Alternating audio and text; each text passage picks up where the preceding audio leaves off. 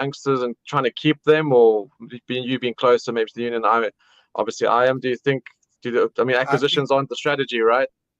Yeah, no, I think they really are a team we keep the cost of salaries as low as we can and try and build a team, just try and keep a group of players together. Our main thing has always been in recent years is not the front row. The front row has always been good, except at hooker. Since Marks has left, we've really struggled at hooker. I'm sure you've seen the stats as well. Our best hooker is like one of the worst line-out throwers in the competition, PJ Botha. He can carry well. He's a good defender, but if you try and get him to throw anywhere except the front jumper, he's almost at a 30% throwing rate. So our lineouts are a big issue. Yeah, you're not going to launch a lot of attacks with that. And then I've always thought territory with that type. You're not going to. It just means you can't go for territory. Yeah, if you kick it out, you have a 50% chance of not getting your ball back, which was what was happening on Saturday night. We lost so many lineouts again because we couldn't just hit our jumpers. And then our defense it's changing. It seems like on the weekend we were hitting hard and we were double tackling, but last year we were the team that gave up the most meters post contact. Like if we were in defense and a team hit our defenders, we were giving up meters more than any other team in the competition. And you're just not going to, if that's the momentum thing in rugby. If you don't stop someone on the gain line, you're going to struggle every day. So those for me are the two big things. We need to sort out our line out throws and we need to stop teams on the gain line. And that's the gain line stopping was what we were doing against the Scarlets, but we just couldn't capitalize on our lineouts. So for me, those are the two main things. The players are there. You've seen them. Ruan Venter, he looks great. Willem Albert. I love Ruan Venter. Also, as my friend, we saw he's the standout. Him and for me and Henko, Kabakanye, the massive prop. He goes for ages. He's some athlete, that guy.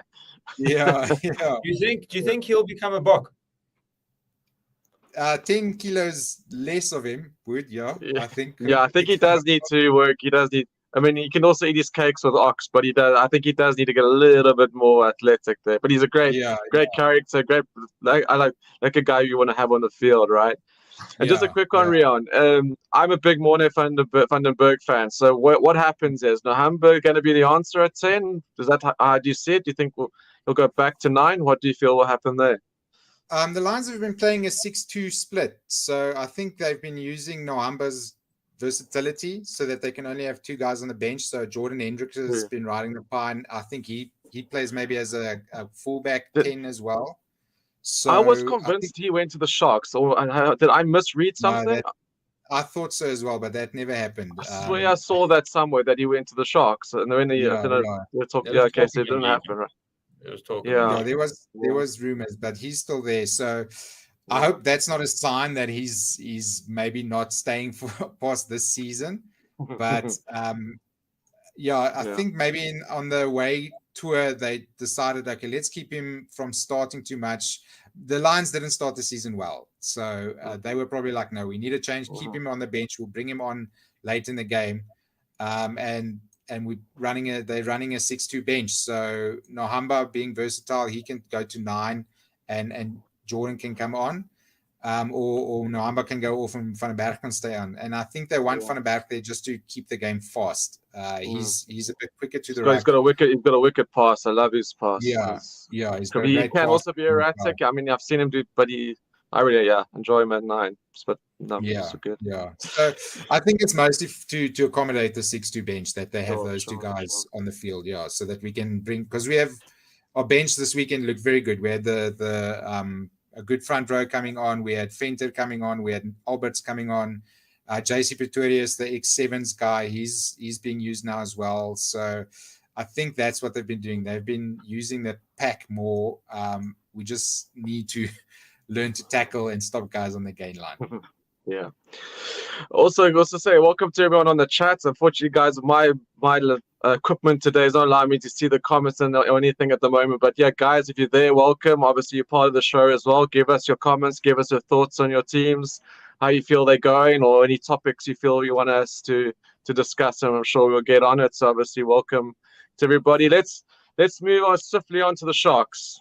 Scotty, what's going on there, son? Not a lot, clearly. No, not at all, right? Yeah, people are saying that all will be well when the internationals return, and on paper, you'd think that's the case, but I don't know if I'm so sure. Even last season they weren't spectacular, and they had the biggest names in rugby, Siya Kolisi and Ebenezer. You're looking at two of the best stars in a Rugby World Cup. Like, the massive players, their front row. I mean, now they have Koch as well as Ox and Bongi. Like, I mean, obviously these people are going to make a difference, but it just doesn't seem to have been clicking. And Richardson back at 2, and now for me, Richardson's a bloody awesome flanker. I mean, obviously doing the job there, but I find that strange as well. I wonder if that's a move. Like, I mean, now that he's represented Scotland, he's kind of put himself out of SA contention for the next 4 years. Not that I think he's too close, but there's definitely much more of a shortage in the hooker facilities within South Africa than there are at loose forwards, and historically that is also the case, right? We've produced always the highest kind of creme de la creme of loose trios. So I'm not sure if maybe that's a tactical move by him or just the coaching staff. I think he played actually flank in the first couple of weeks. So moving between, he didn't have I thought, he was one of the people who actually played quite decently. Strong ball carrier, kind of. Yeah, he's brilliant. I think he's great. Yeah. But just a lot not happening for the Sharks, and you got to salute. What's it, Zebra? First win in 18 months. Yeah. I mean, to be in Palmer on Friday night. I hope it will be great. The talent side will be great to have them strong. And Benetton's got a very nice team now, but it'll be great to have both those sides playing well, full houses when they have home games. But for me, the Sharks has been the back line. I don't think they have a good back line, and there's no fluency there. I don't rate the centers that much. Gets to Cox, great, but still feels like he's a sevens player. Varsity hasn't been able to develop. You got Bosch who never kicked on. They got big players to come. I mean, do you think, this is bad start? They come back home. I've got them coming home and sorting Connacht out on the weekend. But what do you think? It's just a matter of just grinding on. Plumtree getting back into it. What's your thoughts on Sharks at the moment? Yeah, I mean, this team, how are they ever going to become good if they're constantly changing? Over the last 3 or 4 years, they've bought more than anyone, more players in. They don't have a squad playing together for long periods of time because Eben Etzebeth and Bonambi will play 2 games and then they're off again because they have to go play international rugby, and then they come back for 3 games and then they're off again. The guys behind them play 2 games. If there's an injury, then you're down 2 locks. You're looking for a third choice lock. Then they change coaches as well, which is another big upheaval. So it's just the constant change. I mean, it's all good and well. You have all the money in the world, but they're just not standing still for like 2 years, and let systems just bed in. Make sure you have the same coaches, the same players. It feels a bit frenetic. Yeah, it's been constant change and stuff. The guys who have been there constantly are the guys that always seem to shine. Werner Koch. What are the other guys there? Richardson. Not from a bad Fussy. He's one of their better players. Notches, all right. And what about Cameron Wright? I think he's had a good tour, right? But you've got a lot of scrummies around, but he seems to be a light in the. Is he better than Ohamba, who they let go? And they've also brought in Francois Hogarth. Did they? How did I miss that? Really? Francois Hogarth is a Sharks player, and he was there because of their 2 scrummies that went to the World Cup, obviously. But they're coming back though, right? I mean, if Grant Williams comes back, Hendricks, I mean, these guys are, these guys are going to surely fall down the pecking order. But what the point is, the thing is, I think Cameron Wright's been there and they're better players on tour. That's the point I was trying to make. I haven't really checked him a lot. I'm going to be honest. I haven't watched a lot of the Sharks because they've been so dire. But yeah, it just feels like, okay, we are looking at a team here that's got ultra star players, but the Sharks are finding out what the French sides have found out. If you buy Etzebeth or one of those guys, they'll play 4 games a season for you because they're constantly away. They're constantly playing for the Springboks, or they're resting or something like that. They're different players. Yeah, they are incredible. If they were playing for the Sharks 10 games a season, the Sharks would be top of the table, but they're not. And that's what they're finding out now. The guys below them, and it's not, and even the guys that do well behind them, like Grant Williams and those guys, they become Springboks, and then they down to Cameron Wright and those guys, So I think it's just the constant churn of guys in, out, that's causing a lot of disruption. Sorry, because I think also if you look at the successful South African franchise teams over the last couple of years, particularly since we've been in the URC, right? 2 Stormers, 1 finals, 1 with a win, 1 runner-up, and then that Bulls team who's also been competitive. They're not littered with Springboks, and obviously that's because a lot of the Springboks, once they're good enough, they kind of go earn their keep in Europe, right? But I think in a lot of ways, the teams that haven't had the maybe bar lines, but the teams that haven't had too much coming in and out have benefited. Like, I don't think we saw a massive uplift of the Sharks when they had these names that came in, because it really was like they had a massive injection of Springbok players, and we didn't see this upturn. Whereas the Bulls and the Stormers, they had maybe 3 constants in you think Malibok and Kitshoff and Frans Malherbe, for Province, and then for the Bulls you had their back 3, their 2 wingers, maybe Marcel Coetzee and Ulrich Loh was kind of in and out of there, but for the most part these teams are playing with each other, and you feel like they have much more of a brand. Identity. No, they are. Exactly. Identity. Whereas with so many big players, and as much as I'm actually not sure who the Sharks captain is, the club captain. That tells you everything you need to know. But, who is the face of the Sharks? It can't be easy being the club captain, and then you also have Etzebeth, you have Siya Kolisi, and you have Bongi. I'm sure they're not going to try and take up your space, but that at the end of the day, you aren't competing with them on a rugby or leadership level. These types of things are difficult to manage. Whereas the Bulls have Marcel Coetzee, he's a ex-Springbok player and has played. He can control a room much potentially better. So maybe it's also just the leadership and kind of internal a player who's playing game week out, who is that person that they look to. Well, that'll bring us on to the Bulls and Stormers, because we're proud to say, right, obviously the Stormers and Bulls have had very different road trips this time round. And when we were previewing with Stevie before the tournament, I'd mentioned that surely this is the year that the Bulls have to step up under Jake White. I mean, surely he's not going to get another season, but again, I think the consistency and the team, it seemed they've been playing some great rugby, getting the win. So is this they are top of the log? Another win on the weekend. Obviously wasn't overly pretty, but they're getting the job done. So is this the year that the Bulls are going to be the top South African side? Yeah. Well, when they get that back 3 back of theirs, they really do have the ability. Their pack is looking great. They've struggled with props for so many years now. With Wilco Low back, that's going to make a huge difference for them. It's already been making huge difference, and that's another one of those great signings. It's a guy who's not constantly with the Springboks, but he's just on the cusp. He's so good that he can, equivalent. He can win you a URC, but he's not going to be playing 3 games a season because he's got Springbok duties. Nizam Kaur, the back row, Carl Brink. I mean, I love that man. He's still going strong since he's been back in South Africa. Ulrich Loh, and now. We've got Rudy also asking about Cameron Hanekom. What are your thoughts on him? He looks very South African, proper Afrikaner. No need for anyone to look into his ancestry or anything like that.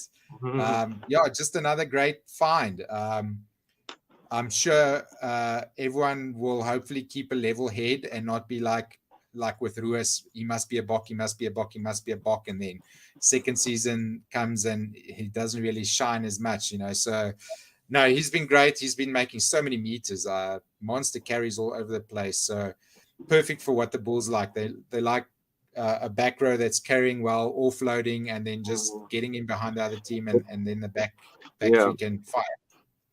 Yeah, so the thing is, you know, and we can move on to the Stormers or go quite swiftly past the Stormers. I mean, they're obviously going to get some players back, and it's starting to become quite obvious. I mean, this tournament, like a lot of tournaments, is very, for me, home team orientated. Like, touring is difficult.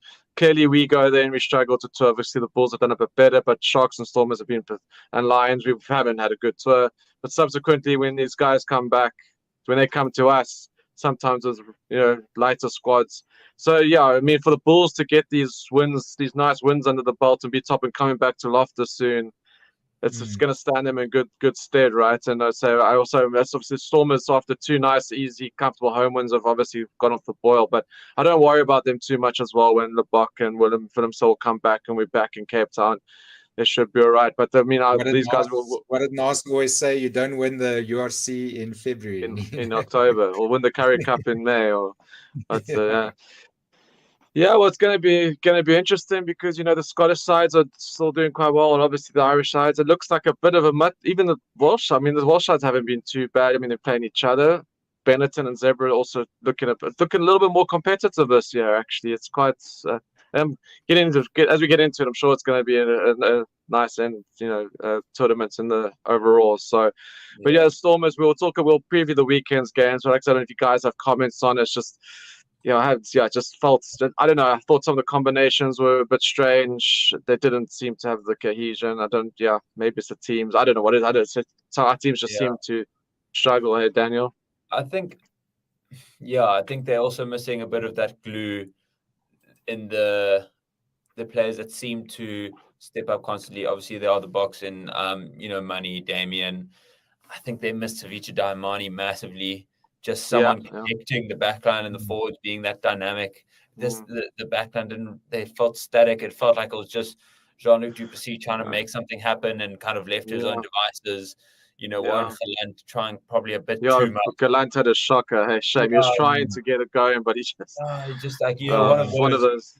You can see those creative players, and even some of the criticism that went towards Manie Lebok in some of the games is not knowing when to kind of switch it off a little bit more and just like play that conservative role, right? Like the role that sometimes you just need from someone. And Galant actually kicked on defensive kicking. I think he was actually really good. It was more that he was just seeing half spaces more times than he needed to, and trying maybe a little bit too much. So just not really sticking, and didn't feel. I think it's going to be a massive boost to Dion Fourie coming back. You know, they were missing some key characters. But it's also the stretch. Yeah. Sorry, Dan. On to you. No, yeah, obviously we also having, you know, at Bomberkeys at 10 for a while. So then the Duplessis come in, and then sent with Loader at the wing, and then Loader. He was a great. He was a great Prem player, but it's so random that there's like now in the Stormers. Like 13 this weekend as well.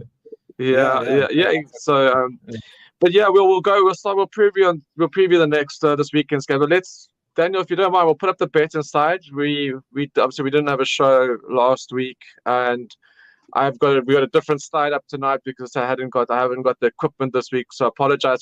We'll just do a quick what's tonight's bets up. If you were following, we had a massively awesome run and then a 2-week blip, but then we now back on a 2-week winning streak. The double last week, which I think it was Sale to win, which they did against Gloucester on Friday night, and Lions plus 11.5 against Benetton cruised in 2 weekends ago when we had our last bet. So we got a decent amount of units. But this weekend I've just cooked up a straight out 3 teams to win. Home teams, solid home favorites. As I said, I've called the Sharks to win. Stevie said, "What the hell?" Stevie said, "What the hell are you on about? Sharks are toilets." And I said, "Don't you worry, they're coming home and they're gonna win." Then kind of got bad. I mean, a good side, but they're also terrible away. But Sharks not gonna give. They're coming back home and they'll do it. Glasgow at home. Springboks are slotting in yet? I think they're only in December. Oh, really? Yeah, but late. Yeah. Yeah, but still, like I said, it's very home orientated. I mean, Cardiff probably will give Sharks a great run. Don't get us wrong, but Sharks have to come home. They're right. Well, for me, it's the spot. For me, Sharks are going to come home and win the game. They have to win it, so they'll win it. Says me. Glasgow to win against Benetton and Exeter as well at home to Gloucester again on Sunday. So if all those three win, 1.95 odds, 3 units on that. Let's go for it. One of those games probably might come down to the wire, but I'm confident this will come home. So that'll be this weekend's bet, guys. Obviously, this is from BOYLESPORTS, our sponsor, our channel sponsor, and providing all our odds for this betting segment that I do for you guys. So yeah, go down to Boyles, have a look. Also have a look in the comments. Sign up if you do fancy a little bit of a wager. And if you have been following my tips since April, we'll be up to almost 30 units profit. So obviously, if you don't have to follow it, use it as information towards whatever you want to do with your money. I'm not going to tell you what to do with your money, but hopefully it makes you money, right? So yeah, that's the betting segment. Thanks, Dan. Let's move on to some hot topics that have come about in the last week or two. Rassie, 4 years head coach was announced, right? I think a couple of days after the World Rugby Awards.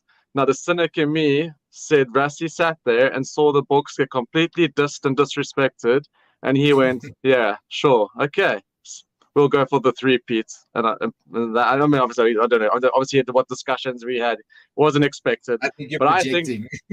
I think Rassie was like, okay, yeah, you still don't think we deserve to win? Well, let's go get 3 in a row, and that's going to be his mission. He's going to be here for 4 years.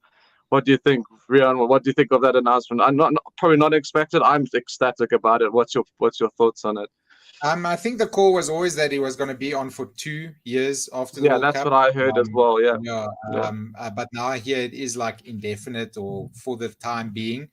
I think maybe I don't know what goal, because their goal was always 2023. So we don't know what the next goal is that they've set. Is it yet another, think about the World Cup? Or maybe wouldn't it be nice to be like, okay, now we want to win everything between World Cups? That would be a nice No, we actually care about rugby championships. Yeah. Wouldn't it be nice to actually, like your mate Ben Smith, Rian, right? It all mattered that the All Blacks won all the championships between the World Cup, but it's not. That's okay that they didn't win the World Cup because they pulled that off, right?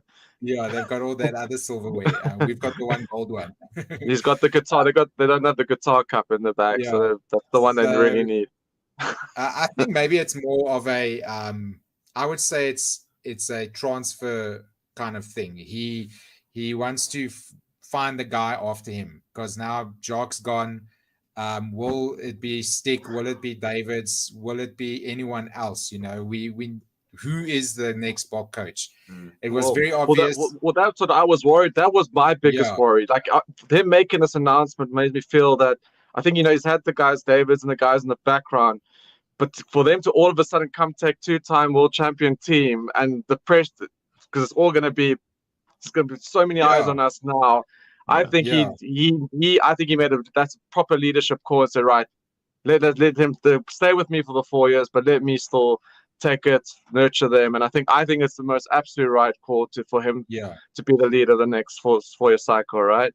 Yeah. And get Eddie Jones in, like Matthew Dixon says. He can start to teach Eddie some of the cards. I think this is often not Japan have told Eddie that they don't even want him just because he's running out. Just put a book tracksuit on and go have a glass of wine with Victor Matfield, and he's done his job, right? Yeah. Claim the medals. Huh?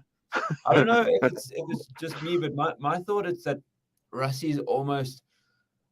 He's put himself there just to stop people, I think, asking questions. I kind of see him still being. Yeah, I also thought that's what I think it was. I still think he's going to appoint someone, maybe not this season, this first season, but I think there'll be another head coach before the World Cup. I think he quite likes sitting in the wing, not having to do always the media. He can kind of listen. He lives rent free in everyone's head right? That's what I think. For me, this was a typical Rassie Chol move. He knew what he was doing. Yeah, points himself. Yeah. You know, well, like, no one knows. No one knows except him what he's doing. That's the point. Like that's. He's put himself in a position where he can just choose when he is and isn't the Springbok coach. Right? Well, but I've got another one for you. Jacques Nienaber, 2 years after Leinster, might not go as well as we think, and Jacques and him are at the helm 2 years to go again.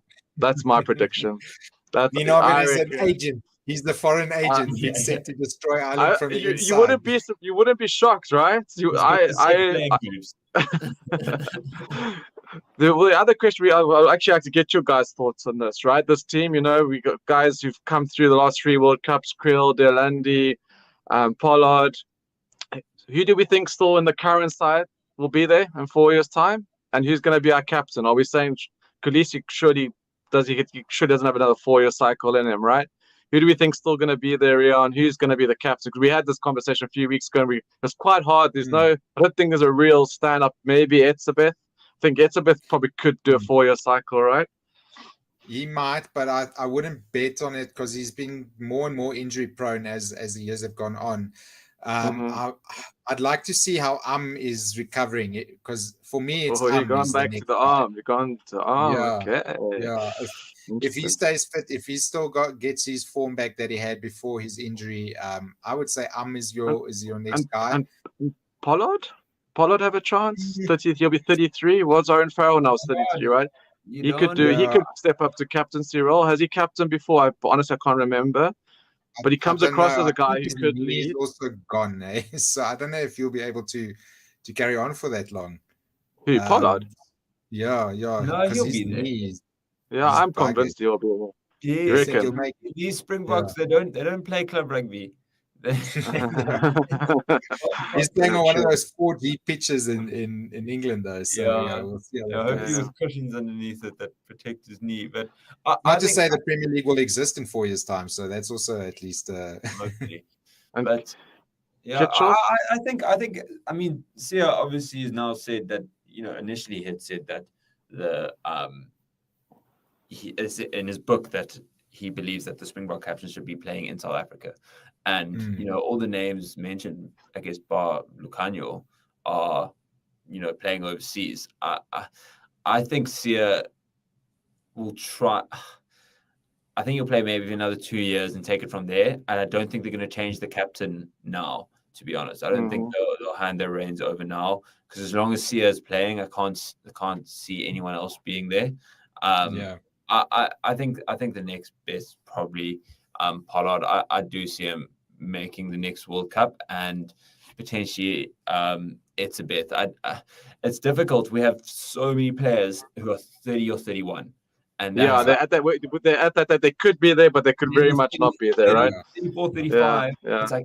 It's fine if a couple of people are 34 but 35, but when 10 of your starting 15 are 34, 35, it's like, well, I don't know if we can play this physical game that we're promising.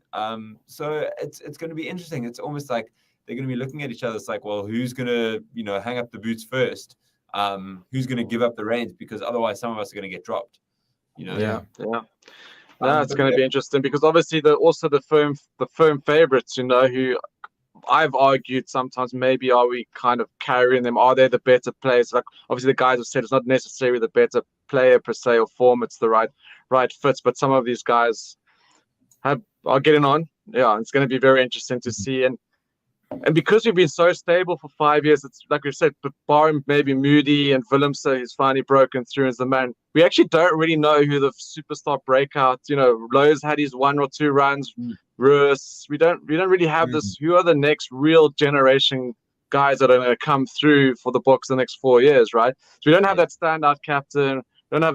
We'll see what. I always say I trust Rassie because I'm just going to say Jacques now. But it's going to be very fascinating to see how this team evolves. Yeah, I mean, we have Justin asking who we think the uncapped players are going to be. Yeah, exactly. Who are the standouts newbies coming through? Yeah, I'm trying to think who the people that thought. Yeah, I mean, but Moody's through, but he's capped now. So I'm trying to think anyone come to mind. Ruan Venter, Ruan Venter and Henko van Beek. But if you Van Beek's got to be a Bok. He's going to be a Bok for sure.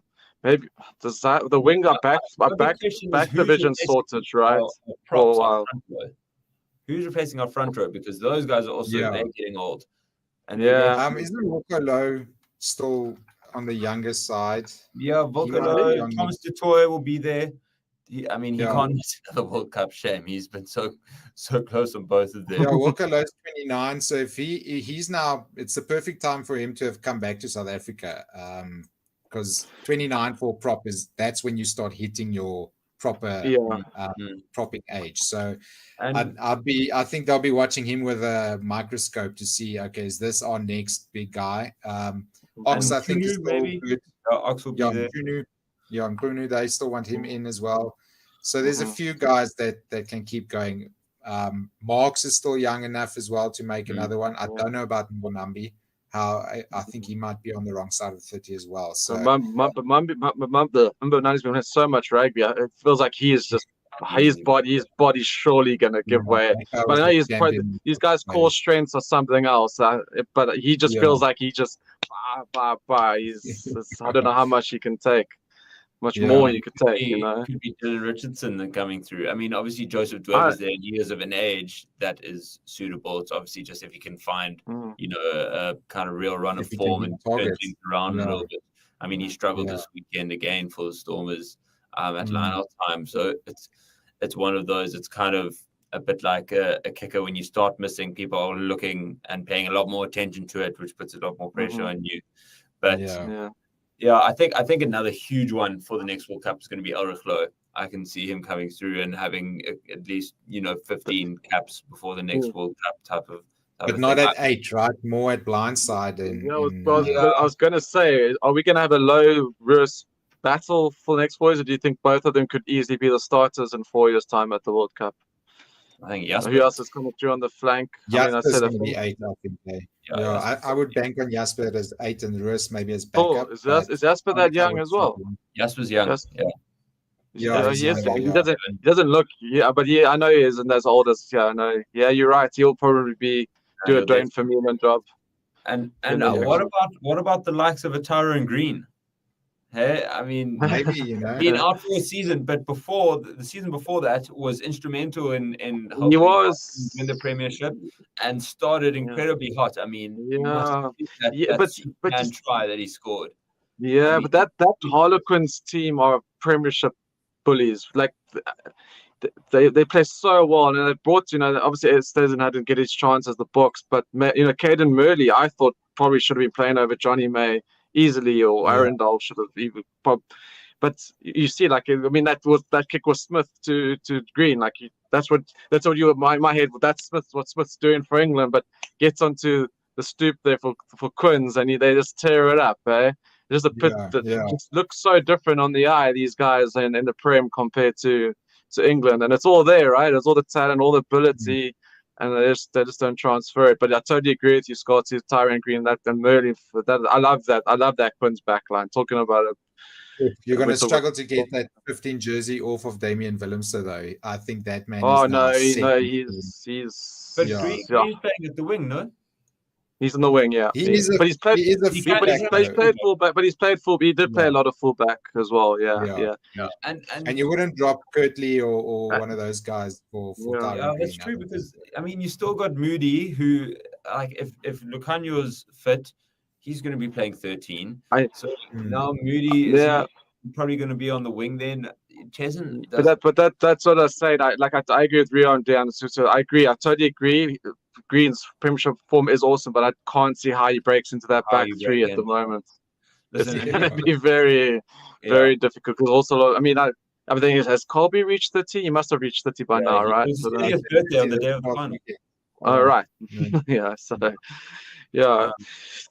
Anyway, guys, talking about the final, let's go back to the final because New Zealand are still enjoying it and want to rehash it. So I don't know if you guys seen over the last week, have you, that basically someone in World Rugby, or it's come out, that obviously the team has made a mistake by intervening to the try that was disallowed. Apparently it's a 2-phase threshold, and this was obviously way back. obviously was a knock-on, but ultimately there's been an admission of guilt. So, well, they said it's wrong. There has but been whatever. We don't yeah, know yeah. But that's the whole thing. I think people haven't said exactly who it is in World Rugby. There's some people denying it in World Rugby. Obviously, New Zealand are throwing it out there and moaning about it. Obviously, so maybe if it was the other way around, will we still be bitching it on the show 3 weeks later that we got hard done by? What are your guys' thoughts? Actually, what are your thoughts on, 2 phases, 4 phases? I suppose the rules again, but if it wasn't allowed, I'm not totally against it. I wouldn't probably be crying if it was called back because it wasn't legal, essentially. And what do you think about what's going on here? Like, and maybe it goes on to, I know Stevie said in his videos, the try that was scored, that looked pretty forward at the head, is that the South African green glasses on there missing that? But what do you guys think of this whole ref thing that's come out subsequently? Yeah.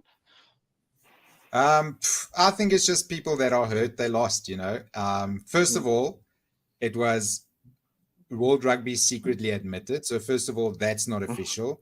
Second of all, it was stuff.co.nz. That's their SA Rugby Mag. Maybe even worse. Yeah, okay. They are a clickbait website. So that's the second part. And then the third part, World Rugby came out and said, we do not talk about refereeing decisions. The refereeing decisions are left on the field. If there's a mistake, we will say something about it. And then the other thing is, yes, that try was disallowed. Yes, it's 2 phases is the rule. So that's wrong. But they scored like 3 minutes later. I mean, it didn't really, for me, make an impact. If they scored that try, we would have kicked off. They would have been back in their half. They wouldn't have then immediately scored that next try. The whole game changes, So for me, it's a storm in a teacup. It's just because, people are hurt that they lost the World Cup. If that thing had stood, this country would have been burning effigies of Wayne Barnes because he didn't catch the knock-on in the mall, So that pass being, or the pass for the try being forward, go look at the try Curtly Orange scored against Australia at Loftus at the beginning of the year. Lucanio Am's last pass is almost exactly the same thing. So we can't be saying, no, that was forward, but Lucanio Am's pass was not forward. Sure. It's 6 of one, half a dozen of the other. Yeah, exactly. With you. I would just say, recognize clickbait when it's clickbait. Stuff Magazine have gotten so much traffic this week, so they've made their money. That's all it was about. Make your advertiser money. Yeah, but Daniel, like, we've gone about these 50-50s and the head clashes, and was he low? And obviously Kolisi was put side by side. Was Kolisi's worse than Kane, who got a red card, and Kolisi got a red? Like, how does Barnes miss counting back to 1, 2, 3, like, and you got 4 people to validate? How does he miss that? Essentially, if that's the rule, how did he miss it? And was that the conversation he had with Sevilla, saying, sorry, I missed that? Was that a separate incident? I'm like, I even totally forgot that we hadn't scored after 33 minutes. I was so engrossed in that final. I honestly couldn't. Only the next day we didn't score in the second half. Couldn't believe it. But I'm saying that incident. How did he? That's not a hard one. That's earning your money. You got to be accurate there, right? Yeah, no, 100%. I wonder if, because it's relatively new how engaged the TMO is, particularly now where they are handed off some of the bigger decisions and like the spotlight is kind of put on them while the game's been stopped. I wonder if you see it in football with VAR, in that they let the game play out and then they'll come back to it in a sense. So I wonder if there's, in a sense, where when they're not sure about a call, they're going to let it play out and then go back to it, or whether it's call exactly what you see regardless of what's about to happen on the field. If there is that leniency to 50-50, let's play on, and then going back, you can kind of understand. But the fact of the matter is, I guess the law was was over the count and should be accounted for in that sense. Because it's foul play, they can go back, right? Foul play, that's foul not. Play, you can go a bit further. Yeah. Knock on. Yeah. It is wrong. That was wrong. they did fix something that was wrong. I mean, there was yeah. Well, that's my point. I mean, it's like did the ref just think it's my job to call this out? He's seen it. It's like they didn't score, and he just felt like morally obliged to say, look, Barnsley, like look at the knock on, you know. It doesn't feel right for two phases. I don't know what that two phases is a bit. The amount of involvement. I know we've given the involvement, so what's 4 phases to 2 phases? Just get the right call. The thing is, where do you stop? How many phases do you go back? The last time the ball was dead. The last time the ball was dead. Yeah, but what if there's a 3-minute play going on? And there's one little beep. There must be a beep. I don't know. We get into the muddy water, the murky waters. Okay, 2 is binary, so it's fine. But yeah, you're right. We now get into more human elements. The longer, I guess you're right. The longer it goes on, the more human, subjectivity could come into it, right? I think the law is fine how it is. It's funny because obviously the laws aren't all equal, right? As you say, foul play you can go back for, knock on you can't. Equally are penalized in an open game play, but then some are given more preference to go back to. You don't want to see something that's like gone on like a crazy, I don't know, or something like that was 7 minutes ago. To go back to it just can, I think, seem ridiculous, and people are getting, I think, frustrated with the stop-start nature of it. It might just become a bit like American football, which no one wants. But I think with that said, there's just so much scrutiny, more scrutiny than I feel like there used to be, because of how many more camera angles, how much more access we all have to these games and viewership, that we have the ability to understand and scrutinize, where previously, there weren't that many people speaking about it, and there were only a select few that actually knew the law, that it was 2 phases, right? Well, I didn't know. I've totally forgot about it. It didn't cross my mind. Did the commentators bring it up at the time? I can't remember. I was so enthralled. I was just hanging on for dear life. I had to rewatch the second half, the whole game. Because I was so uptight, and I missed all of that little details, right? I was just wanted the game to end with us ahead. There's one common thread is that, and maybe I'm biased, but tend to agree. You are. I am biased, but no matter what happened in that game, we were still going to come out on top, because we know how to get it done. So that happened earlier in the game. The game would have been different. You can't just take that as you can't just count the points that were lost, even in a missed kick, something like that, and say, if just like against Ireland, if only we got those kicks over, we would have won. It's not how it works. At the end of the day, people take different rugby as a result of the circumstances that they're in. So if we had conceded that try, then we would have played differently, and the All Blacks would have approached the game differently. But Daniel, I'm a conspiracy theorist, and this is a conspiracy show. We missed those kicks against Ireland to let New Zealand sort Ireland out in the quarters, so we could beat New Zealand in the final. That's what happened, right? Oh, so, don't worry about it. You take my tinfoil hat off, okay? No, but you're right. Absolutely. Then there was another topic, I think it was to do with the World Cup, we wanted to discuss before we actually move on. Do you remember what it was? We said it earlier on the show. Well, it's Rian, you'll be able to kind of speak a lot about this, but Squidge Rugby coming out with Squidge, that's it. 30-minute.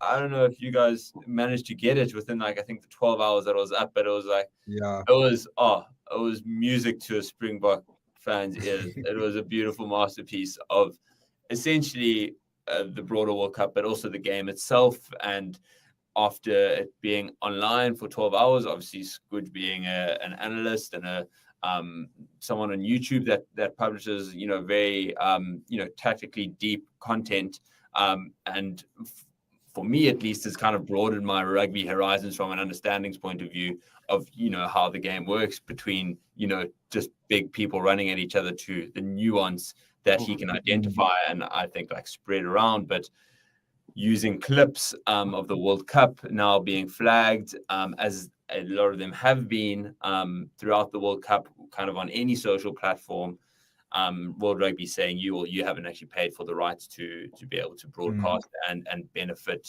financially off of these. And subsequently, he's been in talks with World Rugby after they took his video down. Rian, I mean, let's have it broader. First of all, Has it impacted you as well, Rian? Were you when you're looking for content? I got a strike as well. Yeah. So there's this thing about YouTube, this fair use, that you are allowed to use another party's IP, not for straight reproduction. You're using it to make points or commentate on it, create commentary about it.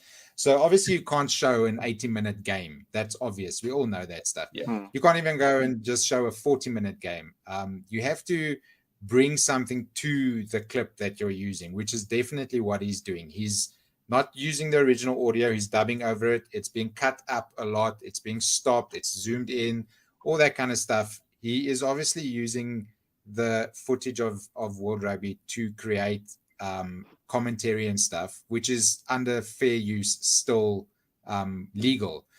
My video that they took down, I use, in the beginning of my videos, sometimes I show little highlight clips where I just say a little couple of jokes over it, and then Rappi, literally 5 seconds that I dubbed over, they took down. And it's not an AI bot. It was someone from World Rugby personally going and clicking, this video is illegal. 5 seconds dubbed over with text on top is definitely fair use. So that takedown would also not hold up in the court, but you have to go there to the court, which takes months, years sometimes. The same for Squidge. By the time the video is back up, people have lost interest in watching it. Yeah, right? It's too late anyways. And then you have a strike on your channel, which means you have to go to lessons to say, I know what fair use is. I will never do this again. If you have 3 of those strikes, they delete your channel. All that kind of stuff happens. So what is it the monetization of it? Sorry, Currie. No. Even if you monetize the video or not, they will take it down because it's their footage. It seems what happened was World Rugby, this World Cup, World Rugby sold the rights for the stuff to like a bunch of countries, obviously to SuperSport or whatever. But there's this one group in France, apparently, that's this channel or whatever, that they sold rights to, TF1 or something like that. They have told World Rugby, I don't care where it is, on what platform it is, how long, how it's reproduced. If we see someone else posting our stuff, you take it down.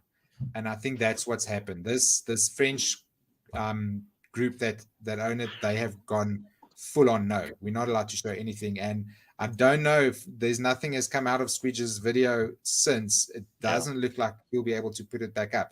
Even now that we're months or weeks away from the World Cup. So there's not even any advertising running on anything. You can't show that full thing now and show TV ads because no one's going to watch it. No one's going to buy ad space. So it makes no sense for them to pull it down, but it's still happening. Some of it feels vindictive. It feels like some creators that was a greed thing. Whoever got those rights was pure greed, right? It feels like. Yeah. But well, they paid for it.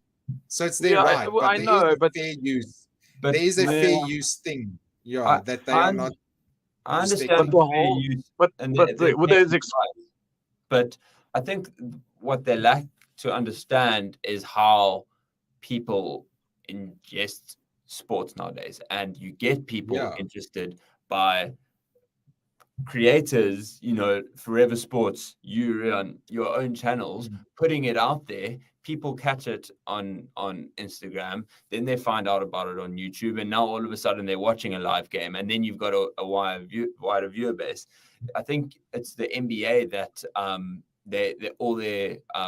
all creators can create with the any of the kind of match footage, and they're super liberal with how they do that, and it's insane how much growth they've seen just from a conversion from social media. So I think it's also it feels like a clamping down where it's probably some old kind of dinosaur that's been in it for a long time, and he's seeing people popping up and using the rights that he's bought or she's bought to the massive grand finale of rugby, and saying, well, that's not yours, that's mine, not realizing the impact that it can actually have, not just on the game and growing the game, but them financially as well.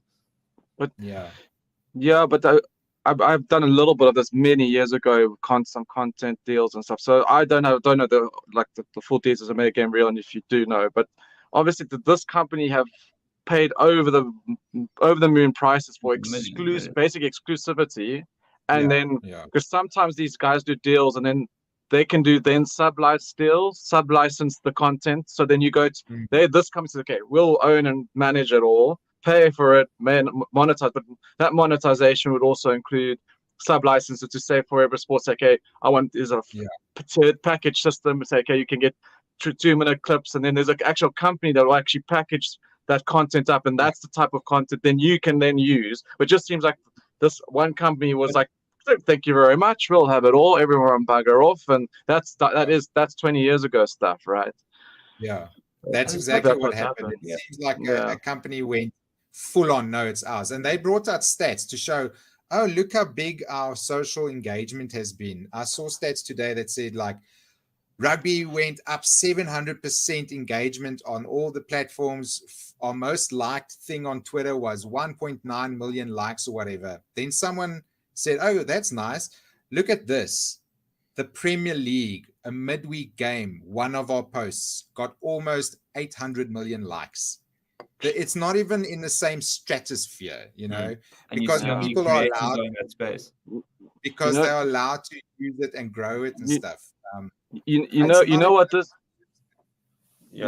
this feels like? This feels like nepotism. This feels like someone's buddy is in this company, someone overcharged, someone got a backhander. See you later. It was nothing to do with about you guys and growing this before. This smells like a dirty deal to me. Something's gone. But I have seen that World Rugby has said from 2025 they are renegotiating all their content and all that kind of stuff. And they will be going. The URC actually is one of the more modern things. The URC allows you to use stuff like that. You can repost, you can make GIFs, you can do memes. They want you to do that. The URC is very liberal with their stuff. And I think World Rugby wants to go into that. And also, their next deal will be like that. I think my frustration is that they have the rule that you can't just repost it. Obviously, that makes sense. Like if Steve and Forever Sports had a live stream where it was here and we were commentating, yes, you can understand. Then that's an all game. I'm either gonna watch like on ITV or I'm gonna watch it on Forever Sports. But it's not that. It's completely. It's not what we want to do. What we're speaking about. That's for people to engage with after the matter of fact, and they might be now to watch the next game. It's not happening at the same time. Exactly. This is not how normally I have been in a bit of these deals, and this is not how these content deals are done. There's backup periods. There's ways to do that. Everyone can have a piece of the pie. I've not heard or seen of a deal like this been brokered for a very long time. This was dirty. This was naughty, and it wasn't right. You know. It's taken a lot away from the World Cup. Like the difference between what you saw this weekend after a couple rounds of URC online and during the World Cup, it's night and day. You see clips everywhere of the URC and of the Premiership from all kinds of people. But you see nothing from the World Cup. It's ridiculous. Hopefully they'll learn their lesson and it'll never happen again. Interesting one. Obviously will affect us. This is what the game we in our boys, and obviously want to grow this channel as we get to 500,000 subscribers, and Rion, you take over the world, the space. So hopefully it gets better for it. Right? I'm sure they will sort it out. There's been too much noise. They will. I'm sure they will.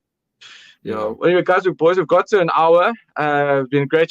We haven't got into this weekend's fixtures. We won't spend too much time. But I'm thinking, let's go through the South African guys' team's fixtures, and we'll just have a quick prediction. Really, let's just quickly do that and see how they go. We'll just say we got tomorrow night. We got already Bulls away to Edinburgh. Edinburgh not too bad at home, not a bad side. See the Bulls picking up another win on their way home. What do you guys think? What do you think, Rion? Give you the first up. I saw the team the Bulls named. It looked pretty good. But Edinburgh, they know mugs. They're pretty good themselves. I think the Cardiff that the Bulls beat, it was a close game, and the Welsh sides are not very good these days. So I think this might be an Edinburgh one. Good call. Scotty. I don't want to make it sound like a landslide, but I was actually also going to go Edinburgh. I was surprised that, You did as well. I think very close though. I think 2 points either way, but I'm also gonna go just give the nod to Edinburgh. Yeah, those two Scottish sides do well against us. It seems like we do. Like I said, we do better against the Welsh sides away. If we do, still get driven close. But Edinburgh, the Scottish side seem to do well against us at the moment. I'm also Bulls have been good, but I think Edinburgh might sneak this one as well. Sure. And then we got the big boy Lions up against Ulster. Tricky one at Ulster. That's going to be a tricky one. Hey, Rian, how do you think this is going?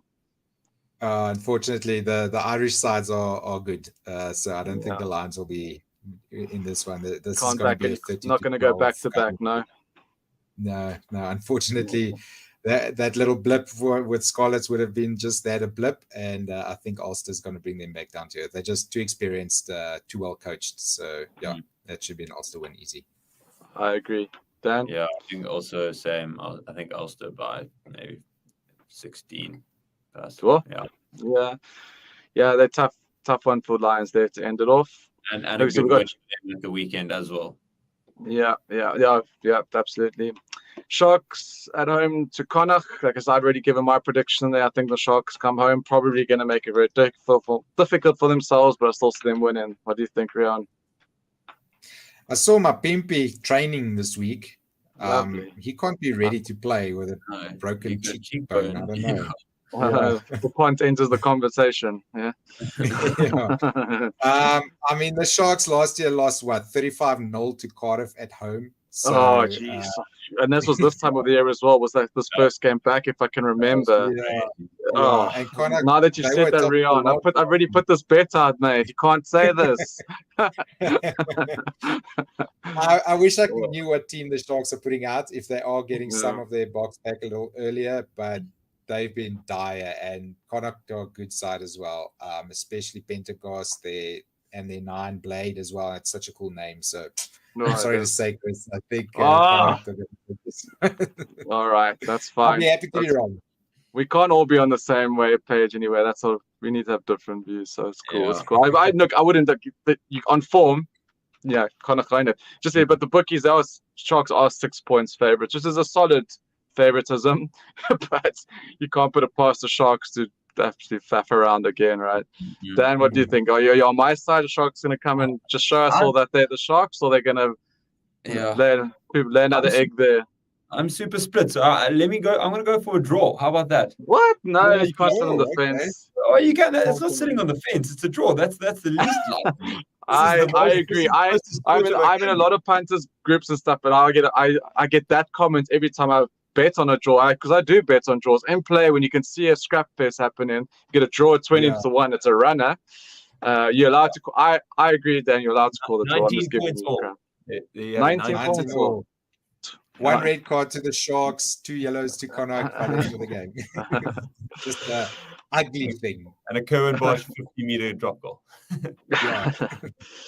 And the Stormers, where it's Munster, get also another tricky one. Also, doesn't seem to matter what type of Munster side put out. They still seem to do the business against our side. So I don't have much hope in the Stormers. I think they just need to get home, get some players back. I think Munster will probably beat them. What do you guys think? Yeah, Munster. Stormers, they've never beaten Munster. I don't think it's starting this weekend. This is a little bit of a grudge match. You know, I love my grudge matches. Munsters, they've we'll had see. The wood over Stormers. So no, the Stormers are losing this one as well. They just can't get out of third gear. Hey, Stormers just can't get rolling. Lacking in the pack. Yeah, and that Munster pack is the big one. But this is the type of games where I still think. When you look at the teams, it's still my mind, and that's my bias, my Stormers bias in South Africa. My mind still tells me there's no way Stormers should be losing to Munster. But like you just said, we haven't beaten Munster. But my mind, and because all right, here we are. Hello, everyone, and welcome to Forever Rugby on Forever Sports. Finally, I feel like it's been a while since I've done this. I'm commentating on a game that I have no vested interest in terms of a team of mine playing, which after the last couple of rounds with the Sharks, you've no idea how happy I am about that. So yeah, finally I can just be a neutral supporter and enjoy rugby for rugby. and hopefully some rugby will actually be played in this game.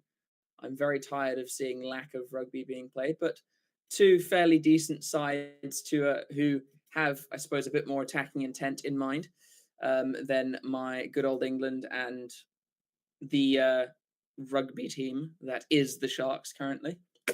But yeah, so quickly before we start, don't forget to like the stream and subscribe to the channel. We are constantly on the move up. We're now surging towards 70k, not too far away after the rather bumper success of the World Cup.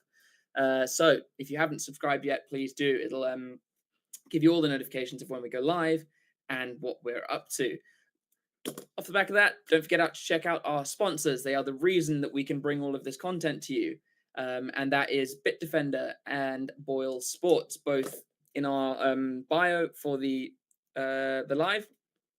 Do check them out through the links and give them some support and some love from us. So today, what are we focusing on? We are focusing on Edinburgh versus the Bulls. And it almost feels like, because I live in Edinburgh, I've been given this game. I can tell you, looking outside, it's dry, which is seems uncommon for the last couple of weeks. But it is a bit cold. So the Bulls will have that to contend with, and I think they've been in Edinburgh for a week now. I think they watched their last game here and commented on how cold it was. But 5 minutes till kickoff, so we better get into the teams and have a look at them. So we'll start with the home team, Edinburgh, and they line up from 1 to 15 with Pierskuman, Ashman, and Viepinel in the front row. So more South African than the Bulls in that front row. And then in the lock pairing, you've got Young and Gilchrist with a very strong back row of Boyle, Ritchie, who I think will be captain, and Mata, the big Fijian, who's, if you remember, he scored a pretty good try against England in that quarterfinal. Then you got Velikot at number 9, and he was quite a standout for Edinburgh. I don't think last season, but the season before, the first kind of iteration of the URC. He was very prominent with a lot of breakaway tries, and I don't think he was kicking at that point. He might have been. Then you got Healy at 10, Lang and Bennett in the centres, and I think that they might be a little bit, that's where the Bulls might look to target them. And then obviously in the back line, obviously in the backfield, they've got a very, very powerful back three in Duan van der Merwe. Obviously, we all know what he can do, and I think the Bulls are quite wary of him. Wes Goosen, the ex-Hurricane, who I'd say he's yet to light it up, but I get flashbacks of him playing for the Canes in Super Rugby, and I'm expecting a lot from him. And then obviously an out-and-out speedster in Blair Kinghorn once he gets going, who can also fit in at 10. Then onto the Bulls, you've got Steenkamp, Grobelaar, and Lowe in the front row, with Vermaak and Nokia in locking it down, with a very, very strong back row in Lowe, Coetzee, and Hanekom. As everyone's been telling me, Hanekom is pushing everyone else who's playing number 8 out, because it looks like he will be a straight shot for the next Bok number 8, with Papier and Goosen in 9 and 10 respectively. Johan Goosen back into obviously the starting lineup. It's been a while since I've seen him play. Creel, who scored a hat trick, I believe, in the last game against they play Zebra. I think they played Zebra. He scored a hat trick, and Stedman Gans in the 13 jersey, with Peterson, de Klerk, and Williams in the back three. So, in terms of what I would say is the strongest on paper team, to be honest, I'm leaning towards Edinburgh, funnily enough, now that they've got a few of their Scots back. But in terms of the bench, little less clear cut.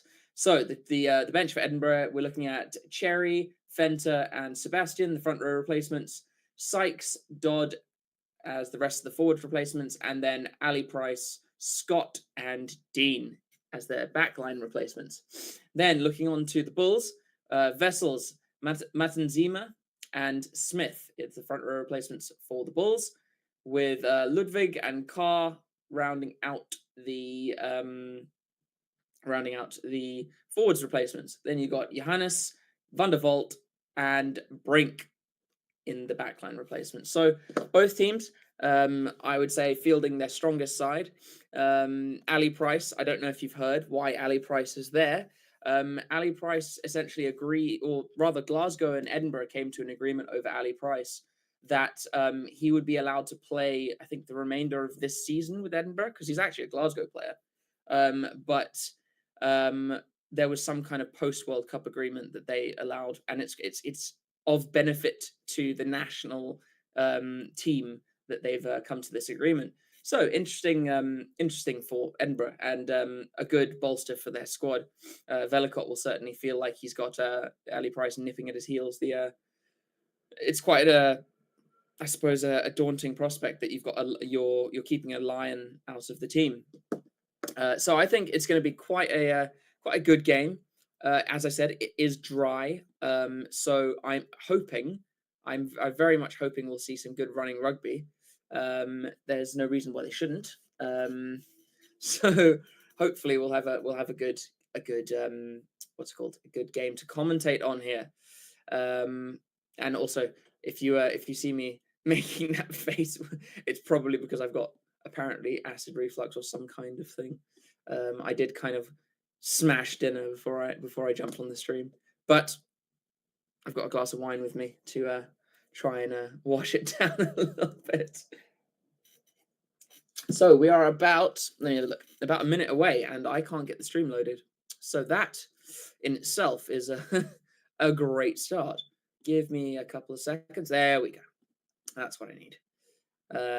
So drop down in the chat where you guys are watching, and let me know who you're backing in this game, and who your standout players are going to be, and who you think has a good shout of these two teams. If you think both teams have a good shout for the competition, if you feel like only one of them is challenging for it, that must be a new Edinburgh kit, because it's nice. That is such a nice Edinburgh kit with navy and then dark blue stripes. I might get myself that kit. That is nice. And so the teams are running out onto the field now. Let's have a look. Will be a hard game for sure. Yep, Rock Hard Cafe. I think you're right. I think this is going to be a very good game. And obviously they're not playing in Murrayfield Stadium itself. They're playing on the outer field, and that means that they enter the stadium under the one end of the poles, which is, I think, the only stadium that I know that does that. So it's quite unique, isn't it? I think I was at the Murrayfield Stadium for, I think the last time I was there, I watched was it Scotland Georgia? I think was the last. Yeah, Scotland Georgia. That was the game I watched last time, and then I also did watch Scotland Italy, both the World Cup warm-up matches. Bulls in white, and Quirson will kick off. He goes deep into the 22. It is fielded by Richie, who takes, obviously, crash ball. And I think immediately Edinburgh will set to clear. And yeah, as I was saying, I really like this kit. So Velicott's got at the back, and he clears. The ball will not go dead. It's come down to Williams, who takes... Oh, he bounces Ashman. Decent. Richard, always backing the Bulls. Fair enough. So the Bulls have it centre field, and Papier will recycle. So that will go off to Quirson at the back to Hans. And he's making ground, supported by Hanekom. And it's illegally turned over, not releasing by the tackler. And it is Lang from Edinburgh who concedes the penalty. So if you see me just putting my hand off screen, it's because I'm trying to make sure that the cat does not sit on my laptop. That won't be ideal. So if you hear any kind of complaining about that, you'll know why. But, early penalty for the Bulls within 1 minute. So a good start, not a good exit from Velicott in that kickoff. Let's have a look. Yeah, guys. So remember, chuck in your comments about who you think is going to win.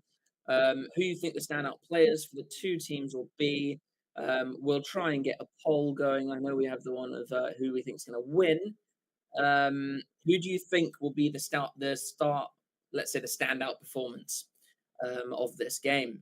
Both teams, even, this I think is the first Bulls kit I really, really like. I quite like this Bulls kit. Although actually, to be fair, I loved it when they had the pink kit.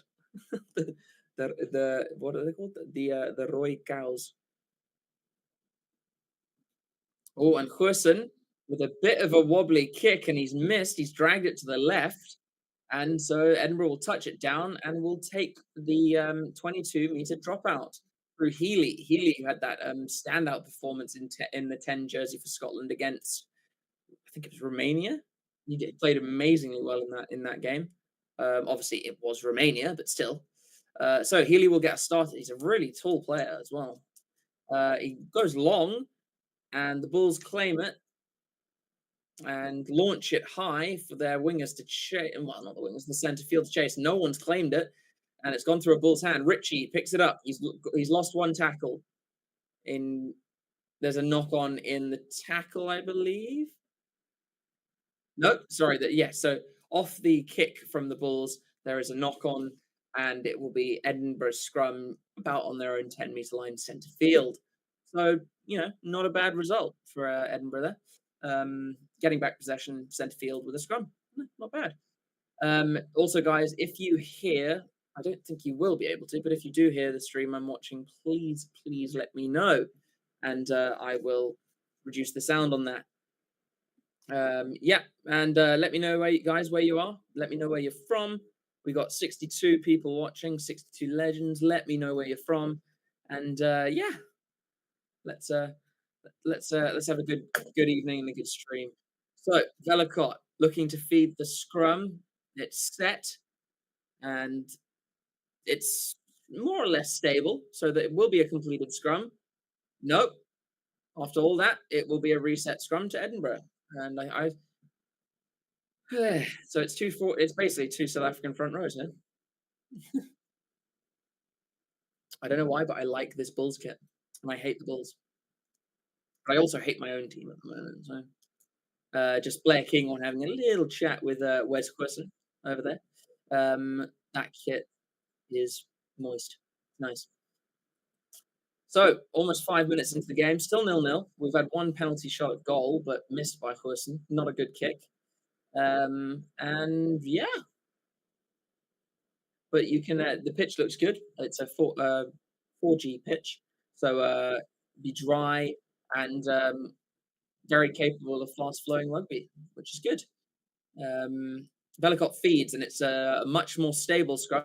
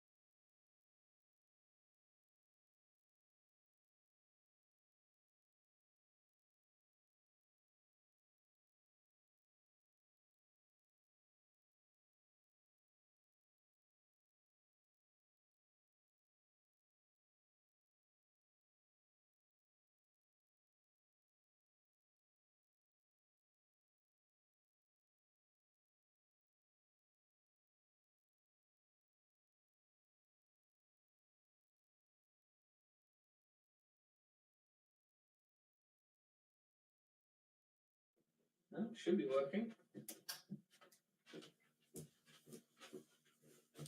Oh, there we go. I think we're back. Sorry about that, everyone. I think for once, it's not the South African internet letting me down. It's the Edinburgh Wi-Fi. So thanks for that, Hyper Optic. So what have we missed? It looks like the Ben Healy went for a drop goal for Edinburgh and just couldn't quite get it. Good strike, but not the accuracy. So the Bulls clear it straight to Vidame Mata, who runs it straight up. However, the Bulls lock down over it and get the penalty. And you never know, Wilson might go for another pot of goal here. Trying to trade threes here. And let's see who gets over. It's Hanekom. Hanekom straight over that, like a limpet. So yeah, good penalty. That they do not go for goal. Fair enough. They go for the corner, and I like that. I do like that from the Bulls, showing attacking intent. Always good. Always good. And they have kicked the ball about, let's say, 5 meters inside of Edinburgh's 22. So they will have a fairly good attacking platform here from the lineouts. And Grobler will throw in. He goes to the front to big man for Mark. They set the maul. It's not moving forward just yet. So they decide to take it out. Kursen, Stedman Hans in the middle. And it's a great break through the middle. He's broken one tackle before he's finally brought down about 10 meters out in front of the sticks. Kursen decides to stab through. And it's bad. It's not cleaned up well. In fact, it's knocked back by Edinburgh, and there is potentially a try here from just poor clear up in the back line, or rather, yeah, behind the back line. And it looks like it might be Williams who's dotted this down. And it is. It is. The Bulls have scored their first try, and Edinburgh have let in a howler after that kick through. And that is poor defense from Edinburgh. There we go. There you go. Williams with a, I mean, he didn't really have to do much. It was Kinghorn who botched that, and then Williams just had to put it down. Yeah, that's really, really poor from Kinghorn. Yeah, unforced error from Kinghorn. So, 5-0 to the Bulls with a kick to come. And that is the start they will have wanted. And Johan Kursen, almost about a meter in from touch, so it's a difficult kick. Line is it up, and I'd say a better strike. It's a little bit of a wobbly kick, and he bounces it off the right upright and over. So that will be 7 points to 0 to the Bulls. And as the commentator himself is mentioning, the Bulls are a quick starting side. And that, is exactly what they wanted. Yep, Richard, good stuff for the Bulls. Very poor from Edinburgh. They certainly should have tidied that up better. So they look the Edinburgh kickoff this time. They go deep, and I believe it is to what's his name? Low, who runs it up out of the 22, I believe. So they cannot kick it dead now. Grobler with a run. Oh, there might have been a neck roll there on Piers Schumann. The referee is telling Papier to use it. We are now 10 minutes into the game. Papier is going to launch a box kick from the back of the ruck and does so for his wingers to chase. And Stedman Klein's making a good spot tackle on Healy in the middle of the field. And the Bulls have got a penalty in the midfield because of holding onto the ball from Ben Healy. And the Bulls at the moment certainly seem to be on top of Edinburgh. They've got them a bit rattled here. And I carry gold. The referee might be checking something here.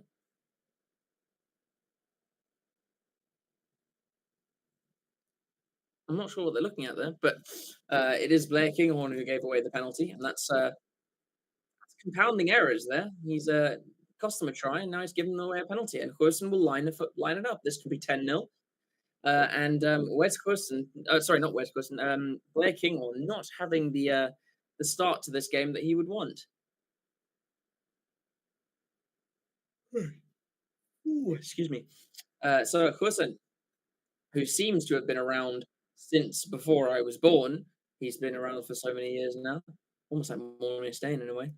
He will kick, and he is not kicking well today. It's a shank of a kick, quite far to the right, and it will stay 7 points to 0.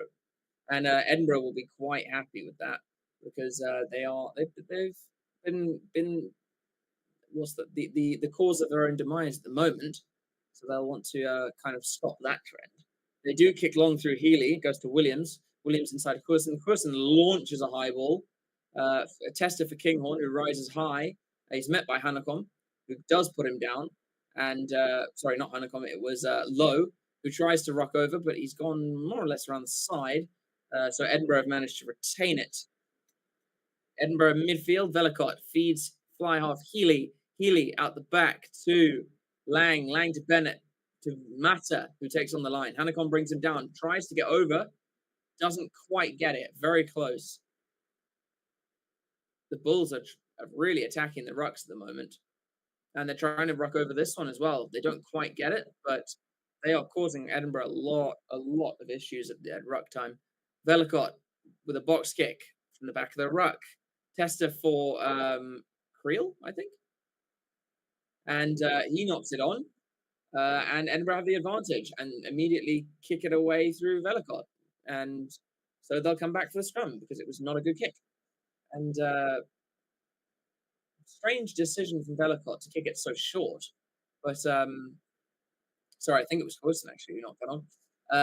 No, Velicott should have kicked that a bit further. Oh, it might have come off a Bull's hand.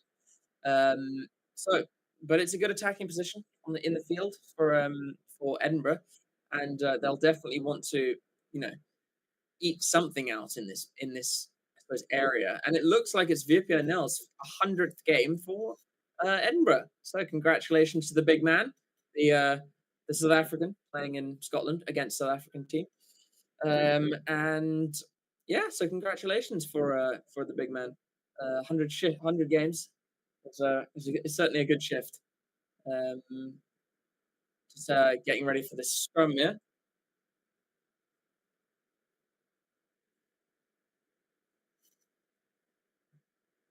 Scrum battle between these two is going to be interesting. Both have decent packs. So it's going to be a tight contest, I think. Referee waiting for it to be stable. Velicott feeds. Mata picks it off the back, although their scrum was starting to go backwards, so it's a bit of a stunted start. He's done well, though. And then he's got the penalty for Quiston being trapped and not rolling away. Velicott feeds Young, and they will come back for that penalty. And I would expect Healy to have a shot here. And yes, it is. It's no, it was Gilchrist who took the ball on there. But the reason why they've come to the penalty is because he took an extra roll on the ground in contact. But Mata carrying very strongly against Quiston.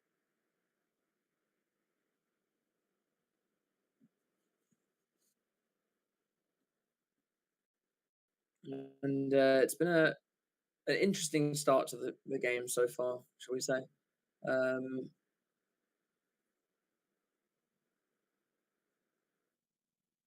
Sorry, my no, go away.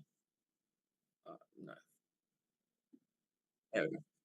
So Healy will line up a kick here, and he's got a good boot on him. This kid. I can't remember how old he is though. I think he's fairly young. And Healy lines it up and sends it straight through. So he's definitely got his boots on, unlike Quiston, who's only got the easiest of his 3 kicks. Right. He's only got the hardest of his 3 kicks, and even that it was off the pole. Okay. They just haven't updated the scoreboard just yet. So that will be 7 plays 3, 16 minutes in, and Quirson kicks it off the restart just outside of Edinburgh's 22. They've trundled it up. Velicott has at the back of the ruck now, and looks like he'll box kick. The ball is under the sizable frame of Gilchrist, and yeah, Velicott box kicks. Although I think something's gone. It's not a good kick, but I believe the referee's playing advantage for a high tackle. No, he's not. So the Bulls have it now. Williams fires it infield to Quirson, who launches it high for Peterson to chase. Kinghorn does well to evade his tackle, although he might get pinged for holding on here. No, Edinburgh get the penalty, and I believe it's because the referees called Peterson for not releasing the man before going for the jackal. I would argue the other way. I would say that was legal.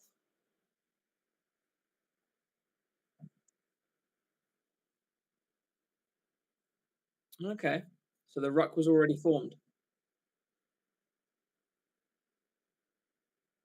So he's unlucky there. It was very close timing, and I don't think in that kind of speed of play I would fault him for it.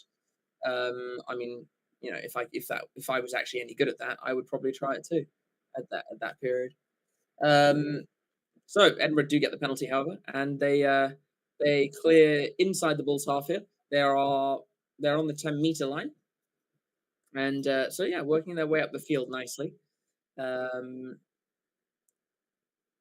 Ashman decides to go way over to the back to Mata, who catches it cleanly and just kind of takes contact. Gilchrist met by two rather staunchy big Bulls defenders, one being Marcel Coetzee, and Velicott is trapped with the ball here, and I believe the Bulls.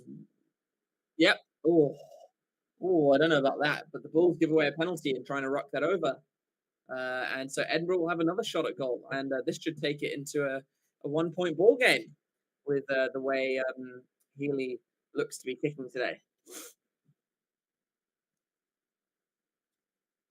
Let's have a look.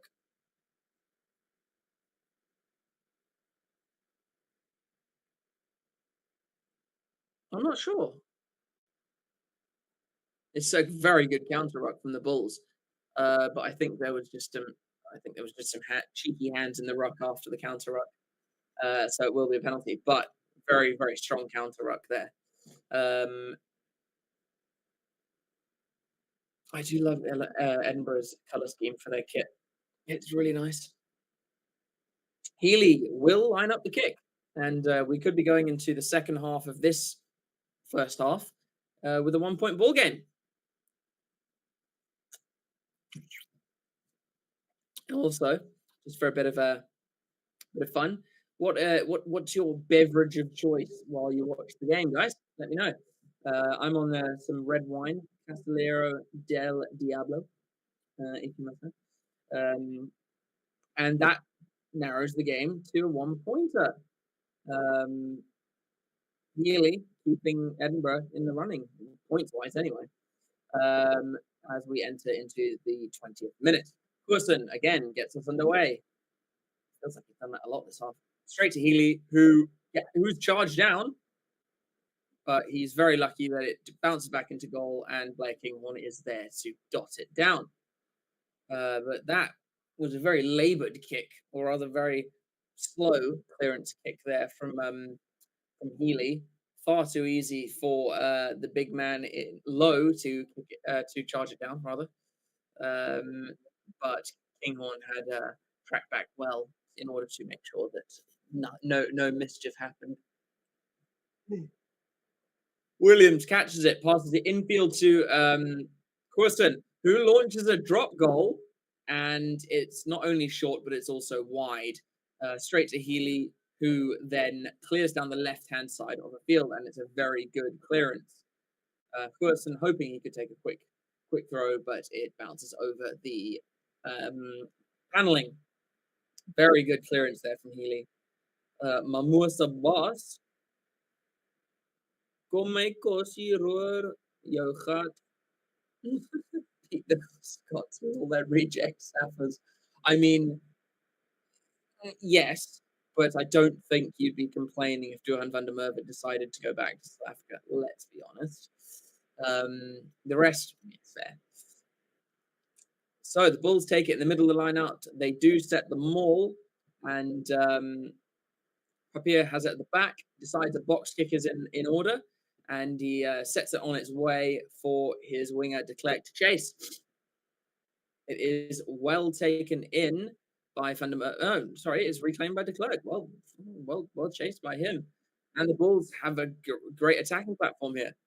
Person inside to Creel.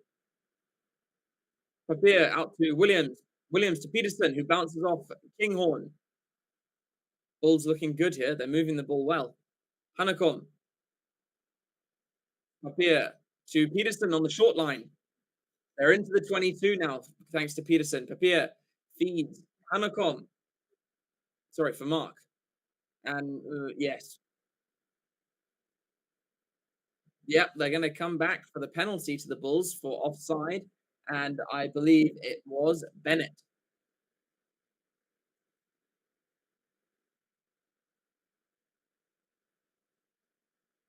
And yeah, very, very abrasive and strong run there from Peterson, bouncing off Kinghorn. And let's have a look here. What Richard Houry is saying: Ulster versus the Lions, free to air view TV channels in Ireland and the UK. Really, I didn't know that. I will. I'll take a look at that. They're playing now, though, aren't they? I think they're playing now. So Corson will line up the penalty. Hopefully, he's fixed his kicking issues. He's been kicking like crap today. I wish this game was on a free-to-air channel, and then I could watch it off this streaming platform. Corson kicks, and this one I believe he's got, and he's got this one. So that will re-establish that 4-point buffer for the Bulls, making it 10 points to 6 in the 23rd minute. And it's a bit of a cagey affair at the moment. Yes, right now. Okay, so I won't be able to watch that game. Oh, well. That's all right.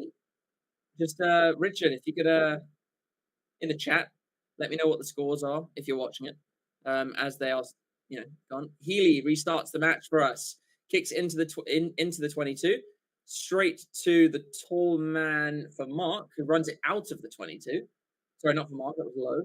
And Captain Richie is trapped on the wrong side and will be done for not rolling away. So the Bulls, a very easy exit, and that's something a coach loves. You often hear of the coach killer, where a team gets points and then immediately concedes, but that is a very good eventuality after scoring some points.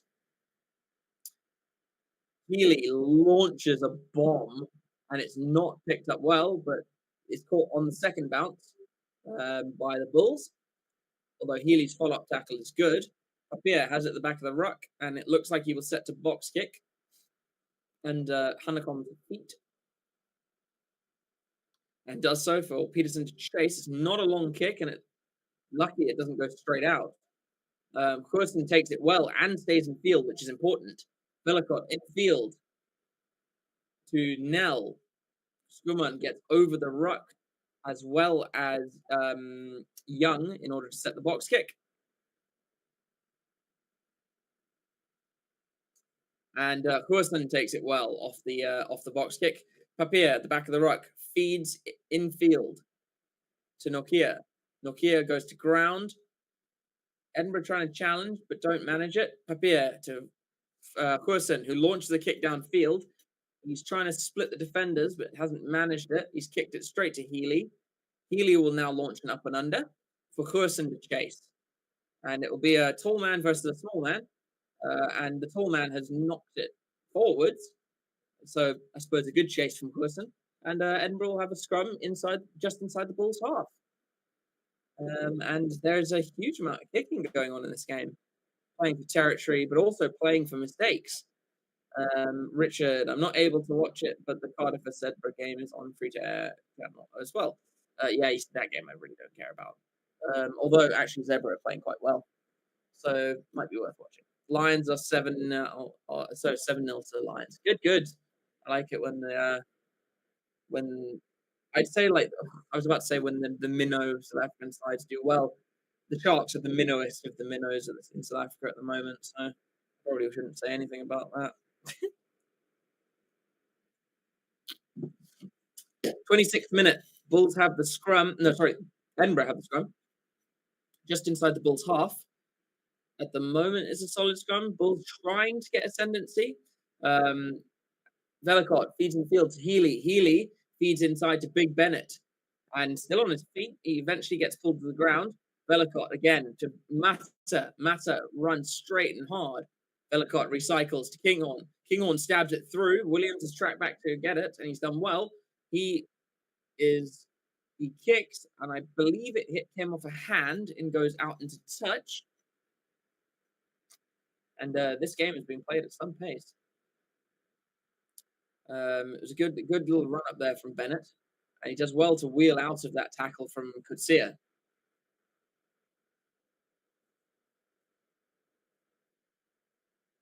Oh, sorry, it wasn't Kinghorn. It was Healy who stabbed it through.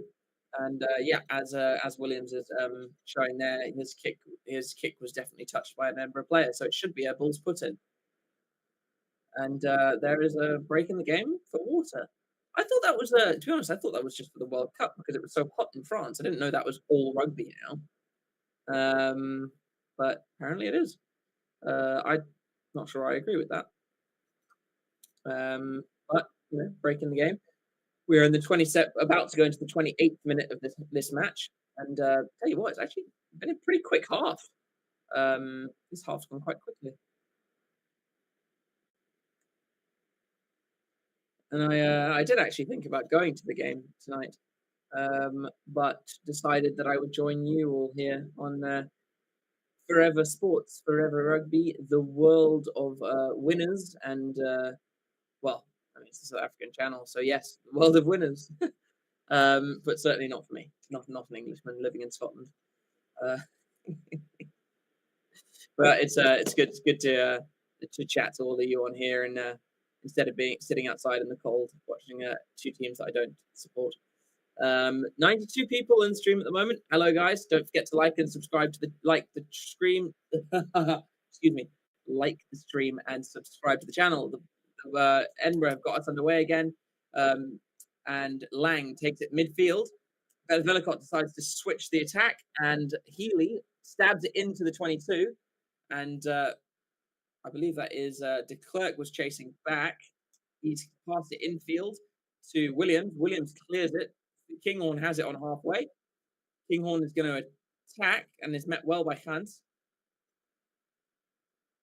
Velicott feeds to Skuman, who bounces off Krobala in the midfield. Velicott has not seen the fact that the ball's come out, and the big Steenkamp decides to try and hack it through. Doesn't quite connect to it. So it does go about 10 meters and Edinburgh regather, but they then give away a penalty to the Bulls in a very kickable position. And yeah, the Bulls will definitely be going for 3 points here, open that scoreboard up to a 7-point margin so that at least they've got a converted try safety. And Edinburgh shooting themselves in the foot quite often here. As we approach the 29th minute. Keep those comments coming in, guys. Let me know what your thoughts are on the game so far, what way you see it swinging, and yeah, just, you know, general comments about the game, how you guys are doing going into the weekend, what matchups this weekend you're looking forward to, which games you're planning on watching, as Goosen lines up his kick.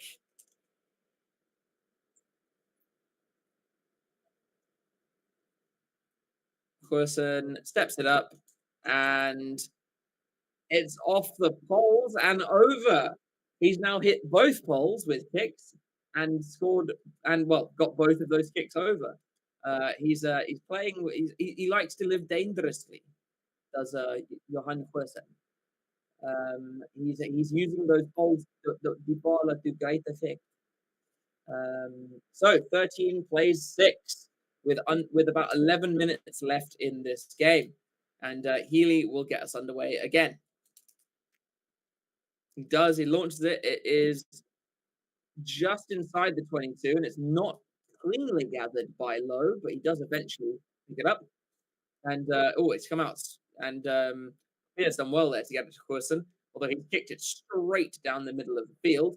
And was that Coulson playing? No, it was Healy playing a bit of football, doing a one-touch there with the ball off the kick. He feeds it to Kinghorn. Kinghorn runs it in, and Velcott will look to clear off the back of the ruck.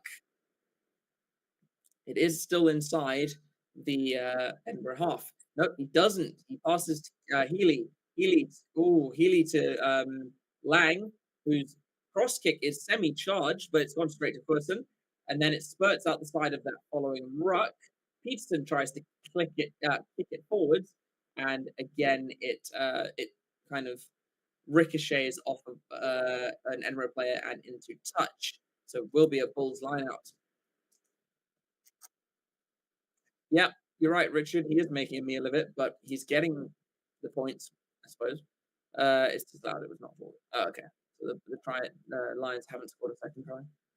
But it shows that they're attacking, so that's good. So we are now into the final 10 minutes of this first half, and it has, as Bobby Skinstad, who is in Edinburgh, is saying, and actually he's on screen at the moment, it's been a frenetic and rather hefty first half with some big forwards just smashing it into each other.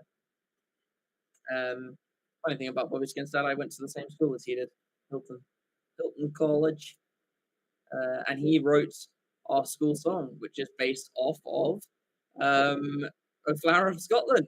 So it's quite fitting that he's here in Edinburgh, and that's where I am as well. Who do you think will win on 2nd of December, Sharks or Bulls? I think the Bulls will thump us. The Sharks are piss poor at the moment. And I'm not sure getting the box back will actually solve that. I think the Sharks are just awful right now. So anyway, Krobar feeds to the front of the line-out, and I believe it goes to for Mark. They set them all, although it's brought to ground. No penalty though. Papier's box kick is charged down by Young, but it is regathered by Bulls before they kick it downfield straight to Kinghorn, who runs it back up to the 10-meter of the Bulls line. Here is Ritchie. Velcott feeds Healy to Ewan Ashman. And the Bulls are threat of getting penalised, but aren't. Velcott feeds Healy again. Healy out the back. Here is Bennett. Bennett attacking the line. He's got through well. He feeds outfield, to Ritchie. And this is good. They're inside the 22. They're about 15 meters out. Lang attacks the line, gets it out the back, off the back of the hand to Healy. Healy out to Bennett. They're midfield, just inside the 22. Nell decides to have a bit of a run here. Velcott again. They're using the big men, although Skuman's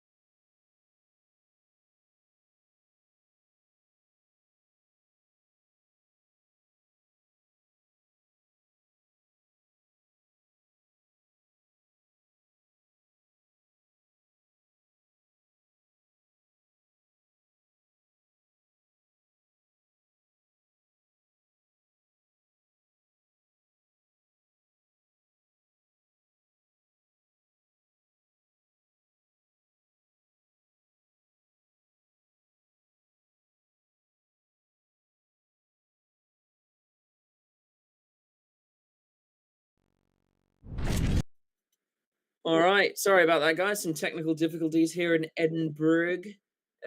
My internet is not playing ball all that well.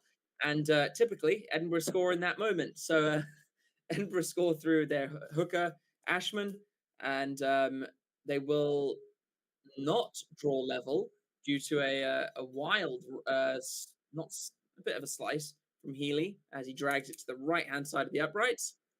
So the score will be 13 points to 11.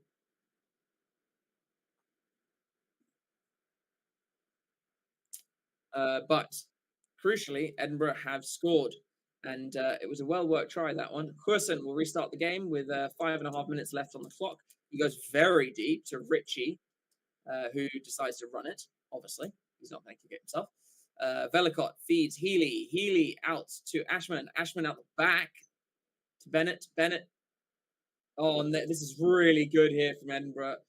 Very good spot tackle there on... Nope, it's a forward pass. But it was a very good tackle from Currie on Duan van der Merwe. He was away there if that tackle was missed, but was called back for the forward pass. And that are a big human. Kinghorn. Oh, that is a fine margin there. But yeah, great tackle there from Currie, who hangs on to Duan van der Merwe's jersey.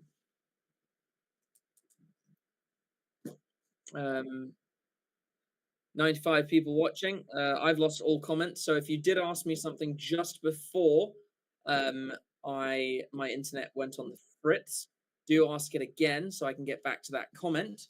4.5 minutes left in this half, and the Bulls have an attacking scrum on Edinburgh's 22.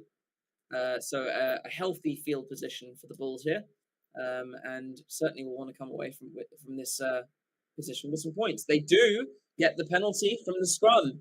Papier fakes going early, or going quickly rather, and I think Currie will probably have another shot here. Actually, considering the angle, he actually might go for the touchline. Yeah, I thought so.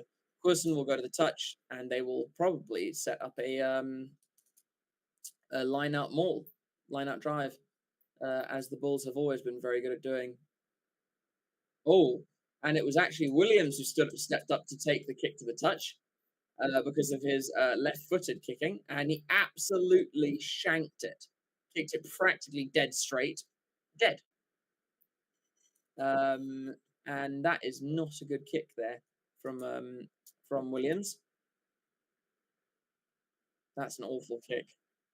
That is an awful kick from Williams, and will be very annoyed with himself, and because he's let Edinburgh off. So Edinburgh will launch a huge drop kick, almost to the Bulls 22. This Currie launches his own bomb for his backline to chase. Kinghorn rises high, takes it really well, and makes a break. Feeds it to Ritchie, who keeps the running going. Velicott now. Velicott feeds Healy. Healy wide for Ritchie again. Ritchie doesn't quite get the offload to Kinghorn. Velicott, they're in the 22 now. Feeds Young. And he's shunted outside of the 22. He gets the ball away to Boyle, although I'd argue that was forward. Velicott feeds Healy. Healy feeds Lang. Lang attacks the line. Almost back up to the 22. Velicott. Gilchrist. Oh, and it's knocked on there from the captain, Ritchie. And the Bulls, with 2.5 minutes left, will have a defensive scrum to try and clear their lines. So good defense there from the Bulls. Patient, systematic. They hit what ran at them, and very, very, very clear. And it's just the captain Ritchie just trying to. He takes his eyes off the ball because he is not only expecting the hit, but also is thinking a step ahead. And it's just a bit unfortunate there from Edinburgh. Less than 2 minutes to play now. And the Bulls will look to just see out the rest of this half, if not in the Edinburgh half. They will just not want to concede any points, and rightfully so. So less than a minute, well, about a minute and a half left of this half. It's been a good half so far. Boyle has been playing well. I think there have been some standouts for both teams. Kinghorn's been. He's been let's say, shady on defense in terms of mopping up. But then he's done some really good things, like in that last break there, he took the high ball and made a break straight through the line, and fed Richie after, which made them a lot of ground. So he's been a bit hit. He's been very good and very poor in this game, and looks like there already might be a change for the Bulls.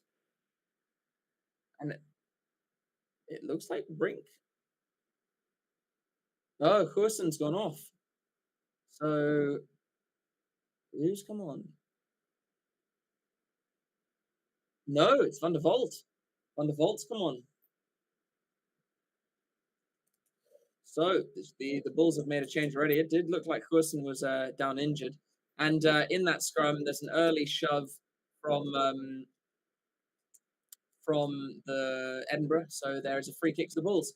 And a funny thing is, according to the match prompt, Hurson is being replaced by Van der Vault, who's a Scotsman, which is interesting. Another Scot, but playing for the Bulls. Interesting. And it's Van der Vault to get us underway again. He taps and then launches a long and high kick straight to Kinghorn. Kinghorn will launch his own bomb for Hurson to chase. Hurson will not quite challenge in the air. He doesn't quite get there, but he's made a good tackle on Van der Vault there. Bulls are back inside their own 22, but have it under control. Papier has it at the back of the ruck. Bulls set to box kick for Hans and Peterson to chase. It's coming down on Blair Kinghorn. Blair Kinghorn once again rises high, takes it cleanly. And Velicott here.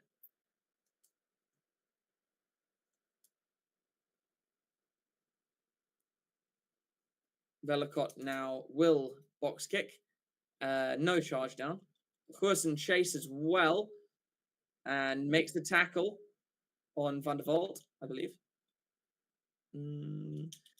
Papier infield to the forwards. Lets them have some hard carries. Get their work done for this first half. About 30 seconds left of this first half. Papier will look to box kick. There's been a lot of kicking in this first half. This kick goes and Kinghorn is upended in the air, but I think it was a fair challenge. Edinburgh do have it though, and Boyle is smacked pretty hard midfield.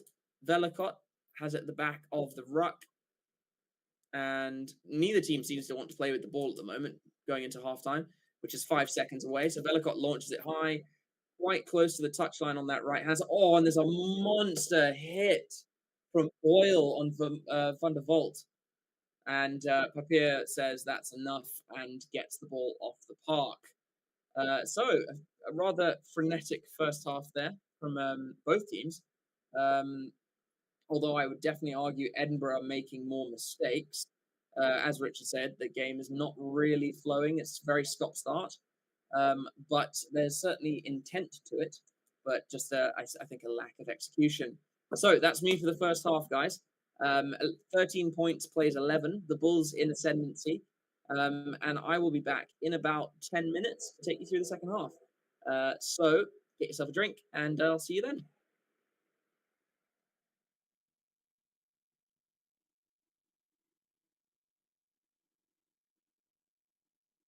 If I'm taking off.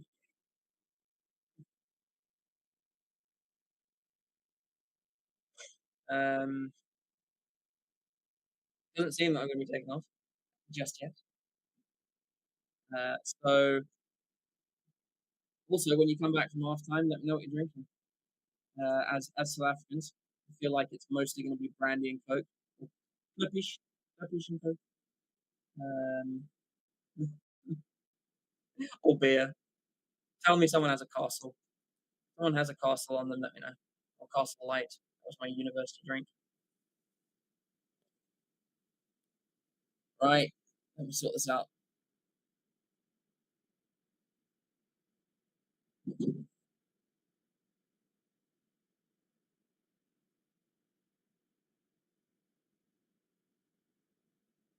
Yeah, okay, so this doesn't seem to be happening, so I'm just going to sit here and chat with you guys till it does. Right, so someone asked me about the Sharks game against the Bulls on, I think it was the 2nd of December. And I think, yes, the Sharks are going to get absolutely spanked. Why do I think that? I think I just don't think the Sharks have any form of positive depth.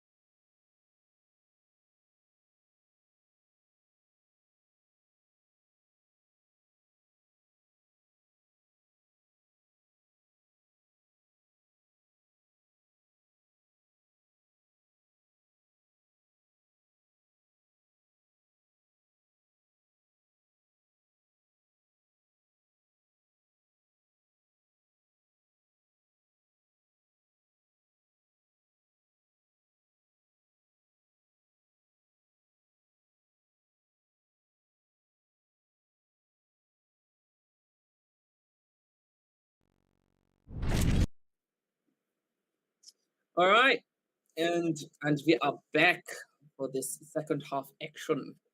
Hello, everybody, and welcome back for this second half. It's been a good game so far. Excuse me. Only 2 points in it. A missed conversion from Healy.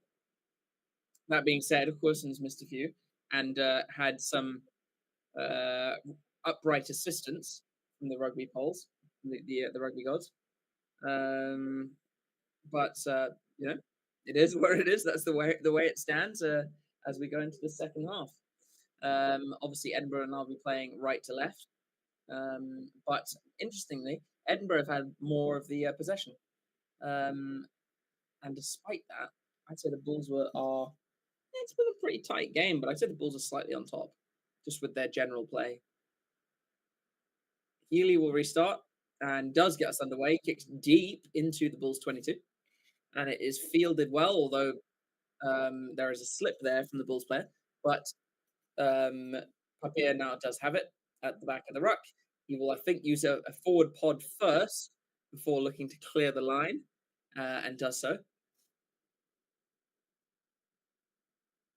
What do Edinburgh need to do in this second half to take away the win? They need to be more. They need to be more accurate in defence, especially behind their own line. Kinghorn takes the box kick, but is met hard by Lowe and smashed to the ground. Velicott has to essentially dart because Roblar's come through to essentially block a pass and is snagged. Come on! Oh! That might be a high shot there. Vipin, so Skuman goes down quite heavily, and the referees stop the game. He is definitely going to look at that. Skuman then does get up pretty quickly, but he went down quite heavily, and it's also Blair Kinghorn was hit quite hard there. Oh, and it's a big double tackle from Kutsia and Lowe, the big 6-7 combination on Kinghorn. He's smacked quite hard. But it was the tackle on Skuman that I think they should look at. Oh.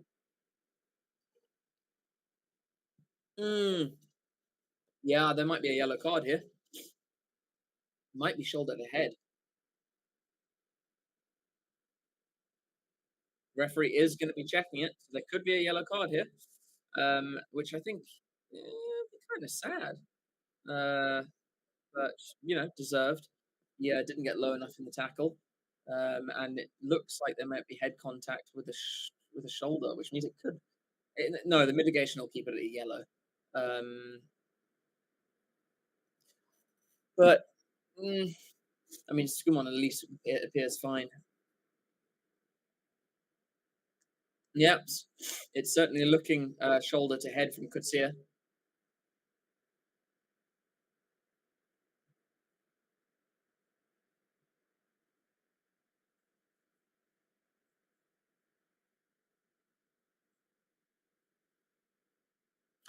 So they're checking it out. Obviously, going through the replay a number of times.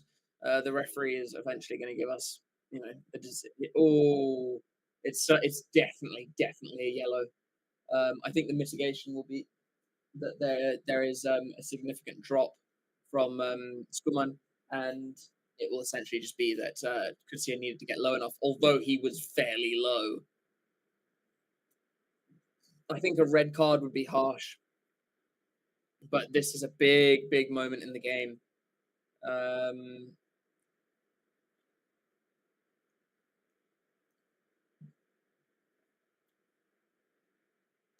But it could be a red.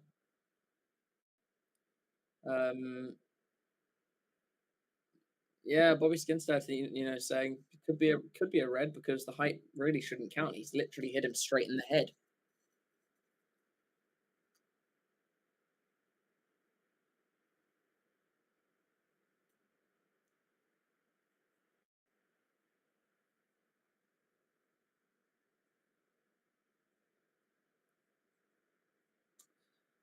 Okay, so the refs are now talking about it. They're looking at it again in slow-mo.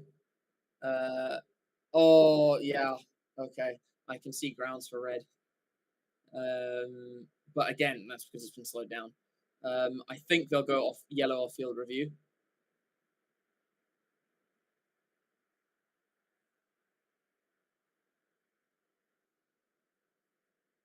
Oh. Oh, okay. Not even an off-field review. It's going to be a straight red card. Straight red card for Marcel Coetzee. And now this is an interesting, well, I mean, it was an interesting game, but now, shit. Oh, come back to the Sharks. We need you. So, Bulls down to 14 men for 39 minutes of this second half.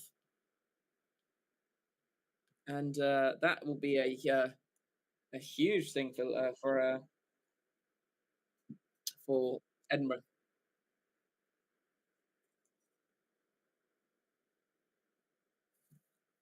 That is a good point. That should be an HIA happening. It's direct head contact.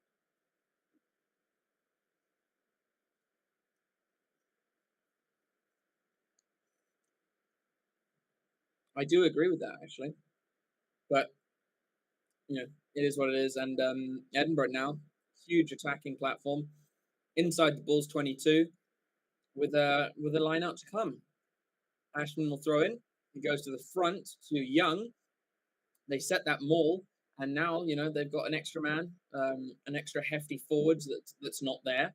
And this maul is flying forwards. At the moment, Kroblar's the only one defending it. It's up to the 5-meter line. Ashman breaks off. And it's a penalty advantage to Edinburgh. The Bulls cannot afford to implode here. Oh, and it's a good rip. A good rip by Steenkamp, but obviously there's going to be a yellow card. A penalty. And there's a yellow card.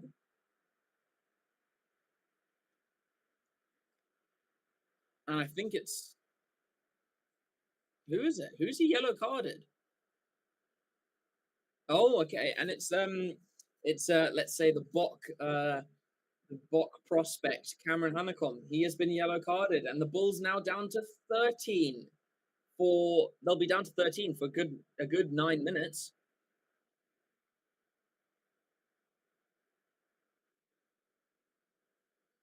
And this is what I meant. Bulls cannot afford to implode. So they've got Edinburgh have gone to the line out. They've gone to the front through Young again, and they've set that maul, and it is inching forwards. And this is getting dangerous. Lang joins in, Bennett joins in, Quirson joins in, and no stopping that. It is pushed over, and I believe that is a second for Ashman. And the Bulls are going to be reeling from that. That is a red card, followed by a yellow card, followed by a try. And that is one hell of a shift in this game. And as much as I don't like it, because it could have ruined the game, Edinburgh need to take full advantage of this and drive home every single point they can during this 9 minutes.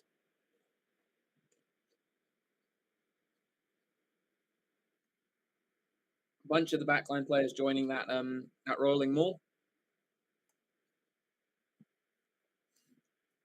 And the Bulls are very much reeling at this point. Richard, how are you feeling now, mate?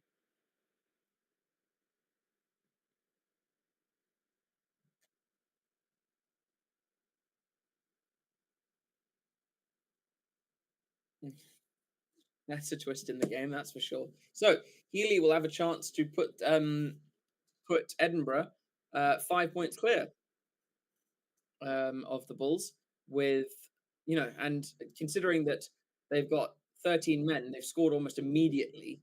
They're gonna really look to pile this pressure onto the Bulls so that there's, you know, they can't, essentially they take them out of the game.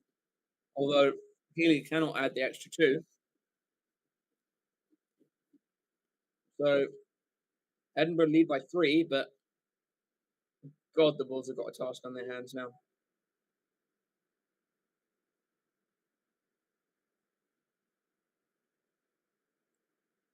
And the Bulls are walking very slowly back up to the kickoff, obviously. And it'll be Van der Vault who will get us started, get us underway again. Just proceeding to that kickoff probably took about 30 seconds. Really long, deep kick, straight to Richie, who runs into both of the Bulls' big props. Coffee. It's a bit late for coffee, Richard. Velicott does have it at the back of the ruck, and he box kicks. And there is a decent chase from Edinburgh. Williams, bit of dancing feet, shows his pace off the mark. But Edinburgh get the penalty for not releasing in the tackle. And that's not what the Bulls wanted. They would want to keep that ball and just use up as much of this 10 minutes as possible. But absolutely brilliant from Richie. I would argue that he didn't release the man,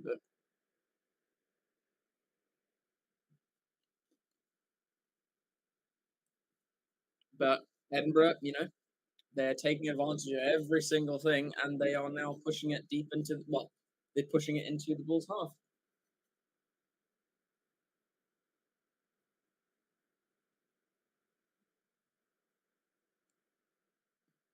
Healy's managing this game well. Edinburgh throw to the front. It is challenged, but Edinburgh do get it. They've set the maul. Velicott does take it out the back. Swings it out to Lang, I think. Out to Healy this time. Oh, and Healy's dropped it. Although lucky that there was a penalty advantage there because Hunt's got his foot to it and was definitely winning that race. But they will come back for the penalty. And Healy could knock this over, potentially. Make it a 6-point ball game.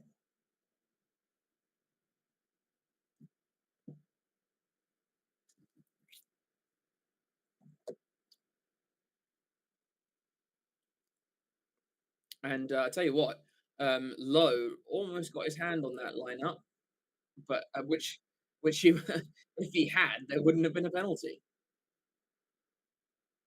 Let's see, what's the decision from Edinburgh? Nope. Healy's going to go to the touchline.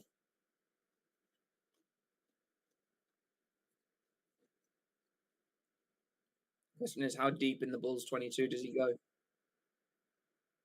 They are inside the Bulls 22, I believe about 5 meters in. And again, they're piling on that pressure. Really good play here from Edinburgh. And yeah, they must just rinse and repeat what they're doing. They go to the front. Young rises high again, claims it, and they set them all. Rinse and repeat. Just rinse and repeat. Velicott's not taking it out just yet. And there's an advantage for sacking the maul illegally. Velicott will play. Goes to Lang. Out to Healy. Healy swings it across to Kinghorn. Kinghorn to Van der Merwe. Van der Merwe will be in the corner with a slightly unnecessary side dive. But he scores. The former Bull piles on the pain onto his old club.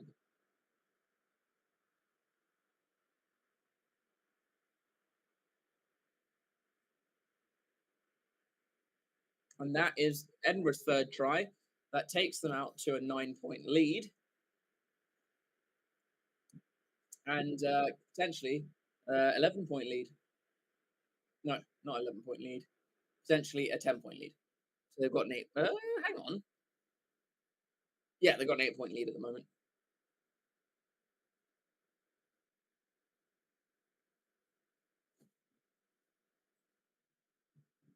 Sorry, everyone. My cat is demanding attention, or rather, my girlfriend's cat. So Healy will have pretty much the most touchline conversion you can get, bar being on the line, which is not possible. Oh, okay. So there were some changes. So. Oh, that's a nice kick from Healy. He's whipped that round really well. Oh, no, it's all right. It's come off the pole, but not gone in. But what a bloody close kick, that one.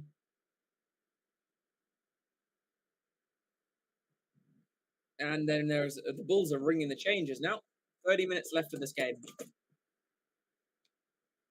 30 minutes left of this game. And the Bulls are starting to ring the changes. I believe that's about seven minutes of the...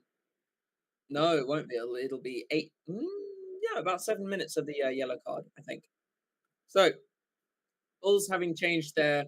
Not only one of their front rowers, but also for markers off for Ludwig. They kick deep into Edinburgh's 22 off the restart. Velikot launches a box kick. Williams takes it to Van der Vault. Van der Vault showing... Oh! Van der Vault's just seen off Schoeman. Literally bounced him. Looked like it might have been head contact there, but... on Schoeman's head, not Van der Vault's head. In the attempted tackle. That might have been what sent him reeling. Here we go. Papier feeds Jaco van der Vault, who launches a bomb to Healy. Healy takes it well. He's a tall man. So he's good under the high ball. Velikot has it at the back of the ruck. He feeds Richie. Richie out. They're playing down the back line now. Young in the back line. Bennett attacks the line. Can't get the offload off the floor. Which would have been to Van der Merwe, which would have been a good one. And Gilchrist has dropped it cold. And that will be a very frustrating error there from the big lock forward, especially when they could have potentially cleared it behind the Bulls line and put them under some decent pressure. It feels it's definitely an unforced error, one that they will be annoyed about. But it looks like Hanekom will be coming back on soon. He will be rejoining the Boykies, who have been rather under the cosh in the last few minutes. Excuse me. God damn. So it'll be a scrum to the Bulls inside Edinburgh half. I think inside Edinburgh's 10-meter line.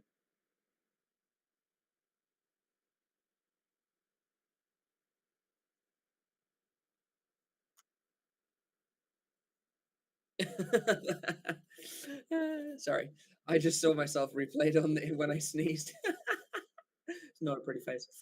It never is. So the Bulls will feed their own scrum here, and they decide to go blind, although Papier decides to kick.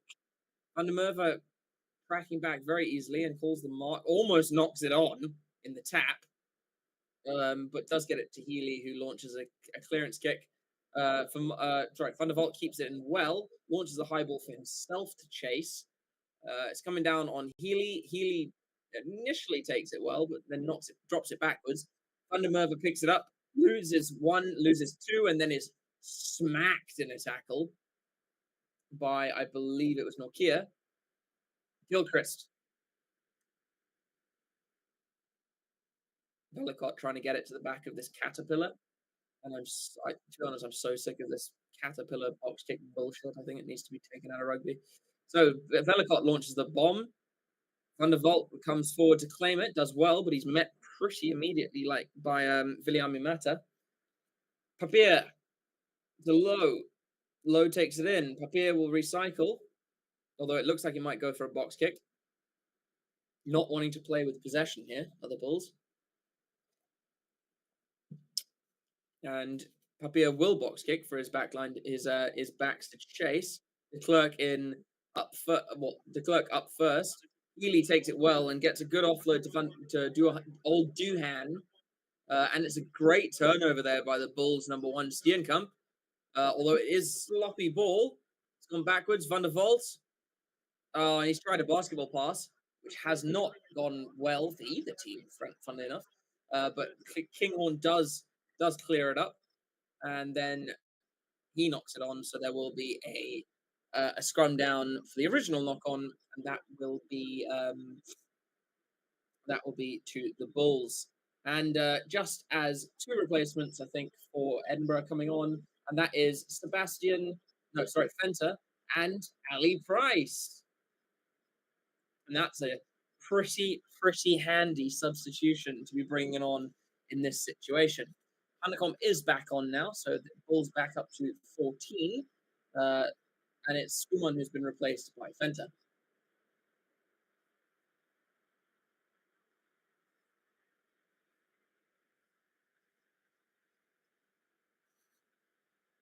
And Fenter is another South African, obviously. It's great. It's good stuff. Just so many South Africans on this pitch at the moment. In both teams, obviously.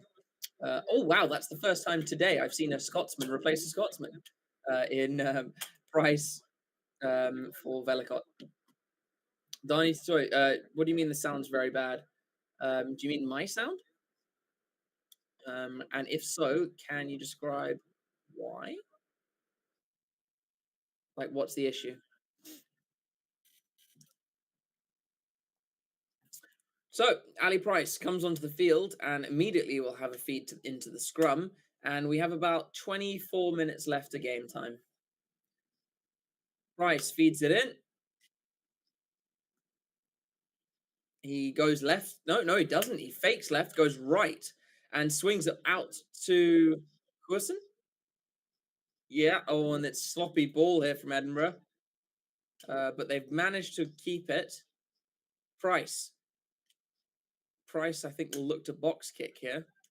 And does so. Richie, along with Currie, will chase. Peterson's taken it well, and he's shrugged off one, shrugged off two,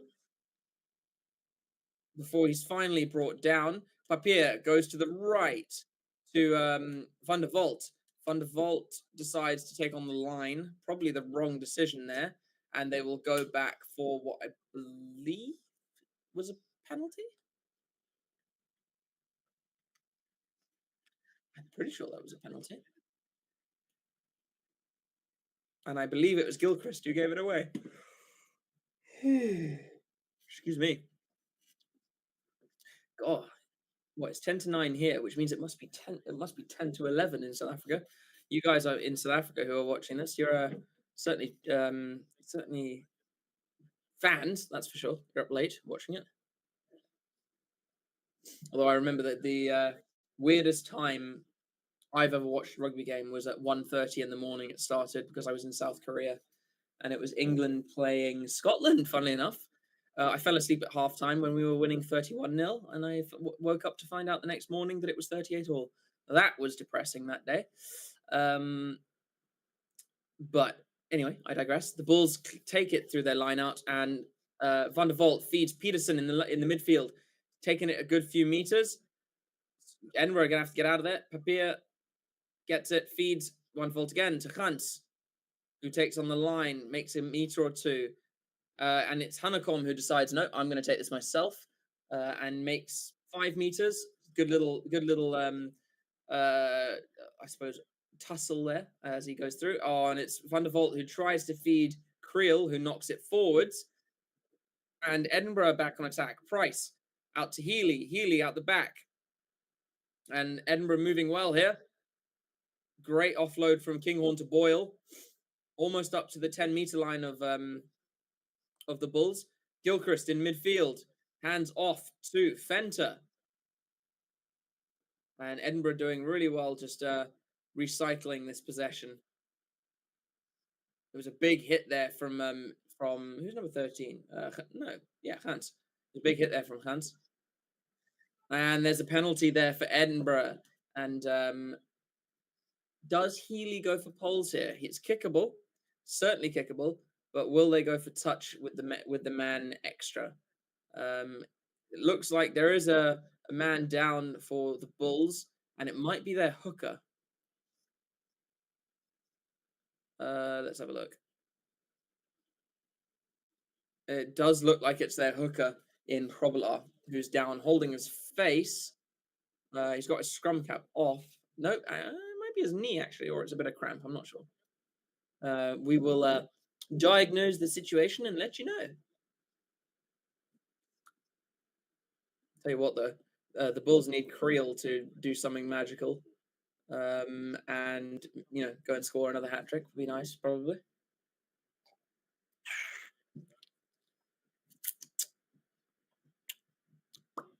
I live on a farm on top of a mountain, 70 to the closest town. Not much to do. So any rugby is a bonus, even if your team gets a dropping. Man, Richard, I feel for you. Okay, so Hrobala has gone off and Matanzima is on. A good replacement to be bringing on. 20. He's got a good 20-minute shift to put in here, and the Bulls make another change in the front row with Steenkamp going off and Vessels. Vessels coming on. So that is now, I think, I don't know if Smith's come on yet.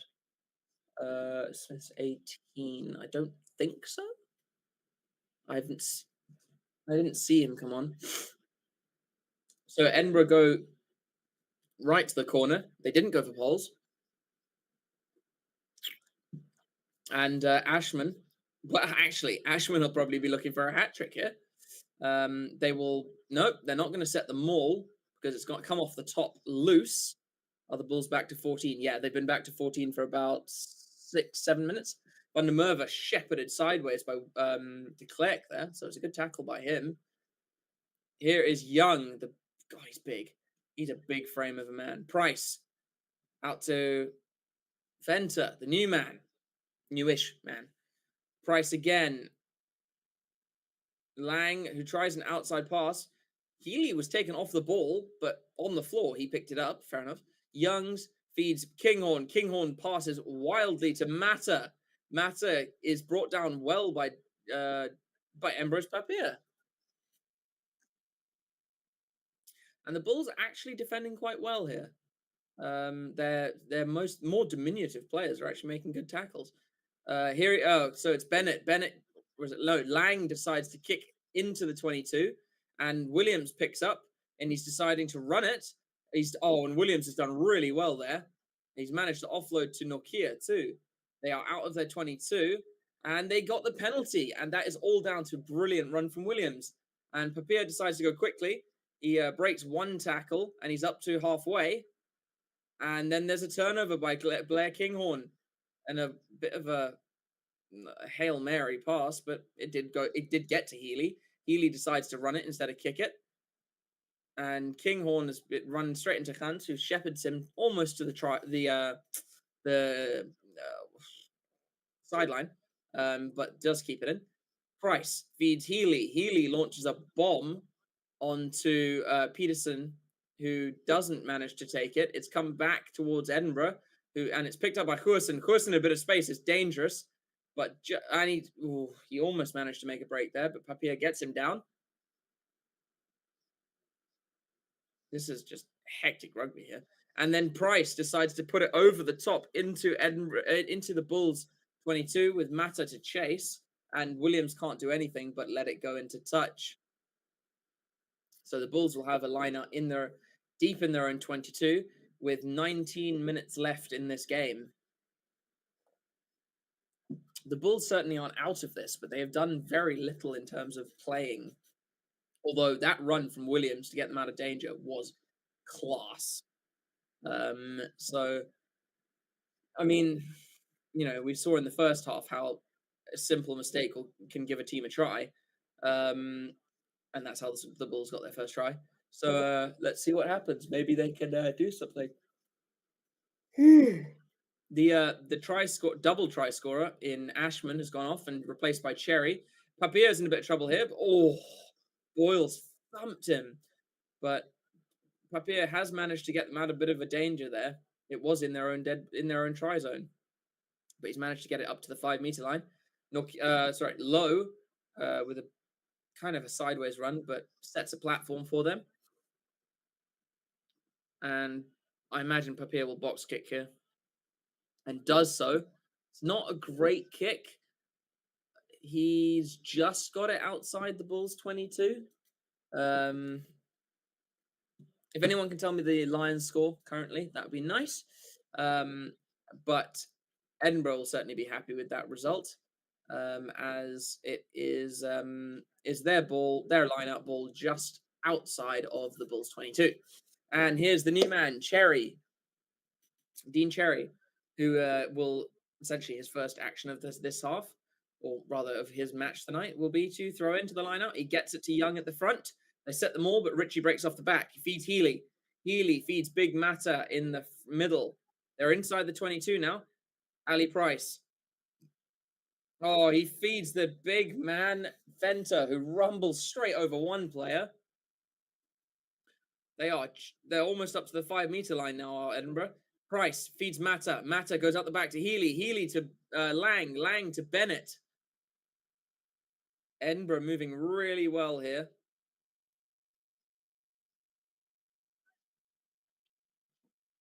Price feeds the captain, Richie. Price again. Oh, and it's he needed to offload that really badly. Edinburgh still on attack. Price goes wide right. Healy takes on the not Healy. Bennett takes on the line. Lang takes on the line, but is stopped. Cherry, one of his first carries of the game. Price to Fenter. Fenter out the back to Healy. Healy to Mata. Mata is straight through and under the sticks. Very reminiscent of his try against England, although at least this one he shipped a tackle. Unlike in the England game where he stepped a forward. No, he stepped a backline player, actually. And Edinburgh score their bonus point try. I think that was their bonus point try. Yes, it was. Edinburgh score their bonus point try through big Viliame Mata. Oh, and that was beautiful out the back hands by Lang on the attack down the left-hand touchline. 21-17 to Ulster. So close game, JP. Okay. A close game. But at least, it's not 14-15. I understand why the Bulls are struggling right now. They're missing one of their best tacklers too. But there's very few people who can stop a rampaging Viliame Mata. And I've actually seen him in Edinburgh Airport, and he is rather large. So Healy pops it over, and I believe that makes it a 15-point ball game. Oh, and with that, Nizam Kar has replaced Hanekom. And it's a 15-point ball game. 28 points, plays 13, with just under 16 minutes left in this second half. So can the Bulls get back into this game? I'd say it doesn't look likely, but it is possible. They launch it into the 22. Richie gets it and tries to trundle it up, but the Bulls get over him in the ruck and can win the penalty. And you think they'll go for touch here to try and close that gap by a more considerable margin. They'll try to set up, I suppose, their own rolling maul try. And they do kick to the corner. It's a good kick from Van der Vault. It's right up to the 5 meter line. So I think the Bulls, this is probably their best try scoring opportunity that they've had since their first one, arguably. They haven't really threatened the goal line that much in this game. They do throw to the front and set the maul, as I expected them to do. And it's Ludwig who takes it off the top. It is currently in Vessel's hands, and the maul has been stopped well by Edinburgh. Papier gets it at the back. He feeds Peterson, who runs straight into Hussen and Mata. Papier again. And there's a knock-on? And there's a knock-on from the Bulls. No. Free kick to the Bulls. Apologies. Free kick to the Bulls, and I'm not 100% sure why. Numbers at the line-out, I think. Interesting. That came very late. Very late call from the referee. I have a feeling it was the touch judge who actually signaled that. So they will take a quick tap, and they go and just too easy for Lowe. Straight over Boyle and scores the try. So the Bulls, they are back in the game. They can do this. And certainly what a story it would be if they do. Just all too easy there from Big Low. Straight over Boyle and just dives over the try line. Well done on him. Well done, mate. He looks quite young too. Does anyone know how old Lowe is? He looks like he'll be around for a while.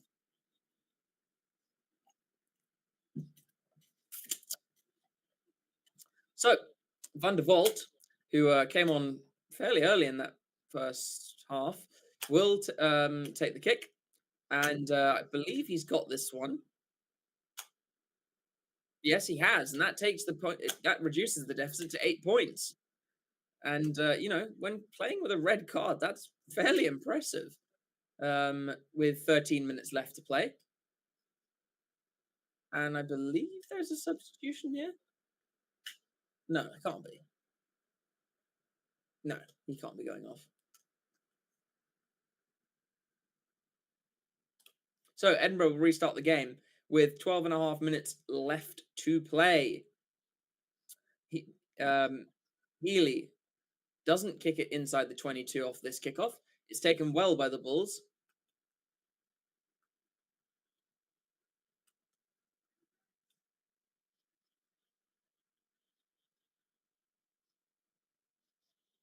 So Papier will kick. Kyle Brink wearing 24 because the 23 jersey is too small for him, which is quite funny. But Edinburgh do have possession. They are just inside the Bulls' half. Ali Price feeds Healy. Healy out the back, goes out the back to Kinghorn. Kinghorn stabs a kick through, and Williams is having to track over.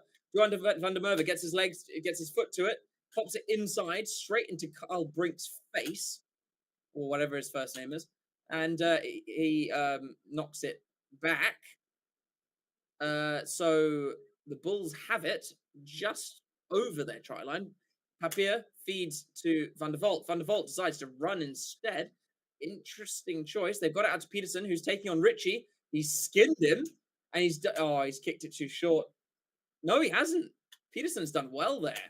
Oh, and this could easily turn. Oh, Dave Cherry, what a track back champion! He's got back and consolidated that ball, especially after that break from Peterson and Chase. Edinburgh, they've got a lot. They've got to thank him for that at the end of the game, because he saved them a lot of blushes there. So Price feeds Fenter, who runs it straight and hard. Sorry, I'm playing with a bloody stapler for some reason. Price looks to be setting to box kick here, and does so. Van der Vault is met hard by Ritchie. Papier. Doesn't look like the Bulls want to bring on Johannes anytime soon. Carl with a good carry. Papier will look to, I think, set another box kick, and does so. So they're really trying to get into Edinburgh's half here. Healy takes it well, but is upended by Peterson. I don't know if I would. Was he in the air? Did he jump for it? Let's see what the refs say. The ref's having a chat with the touchline. Healy. It's a small jump. I mean, he certainly makes a meal out of how that. I suppose. I mean, it would have been painful if you landed on your coccyx like that. It is tackled in the air, but I would say no more than a penalty.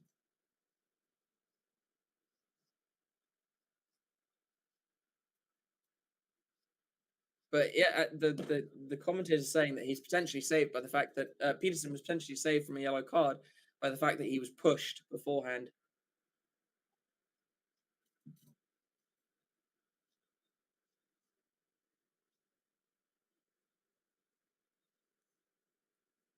Not a good tackle there from Peterson, and is lucky to escape a yellow card there. Because actually the push was, he pushed someone else. He wasn't pushed. He's lucky to escape a yellow card there. In my humble opinion. And it looks like Wes Coulson is leaving us, which means I believe Dean will be coming on. Yep, the Irishman Dean will be replacing Coulson, whether that's for a permanent replacement or a HIA, I'm not sure.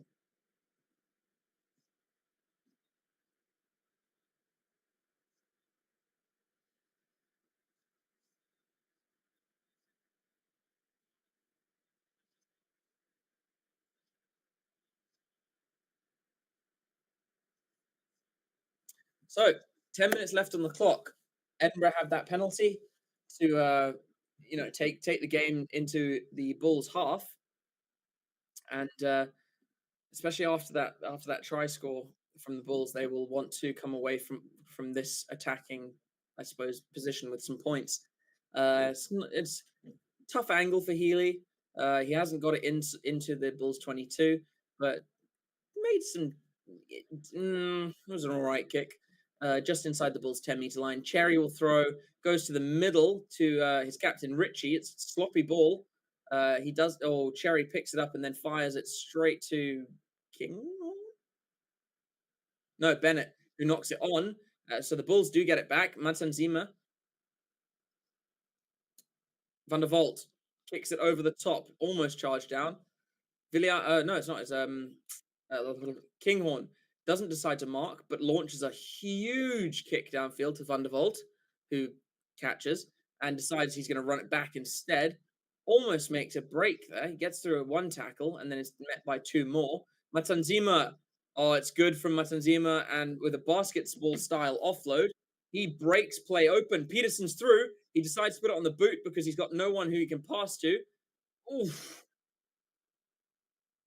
There's a knock on there, but I think the referee should look at that. I don't think that was a fair challenge on the floor. They both slid for it, but I would say the Edinburgh player slid with his knees. But the Edinburgh do have it back. They are just outside their own 5-meter line, playing under knock-on advantage. Price will feed Healy, and Healy will clear. And it's not out. Peterson has it again. He swings it infield to Van der Vault. Van der Vault decides he's going to shift it, and he goes to de Klerk, who gets it off the floor to Hans, and they look like a high tackle there. Papier goes to the right, and it's de Klerk again.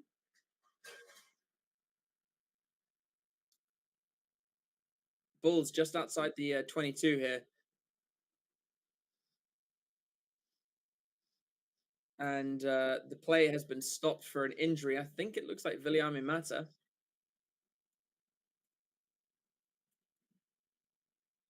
It is. It's Big Bill Mata. So I didn't see the incident of what caused this.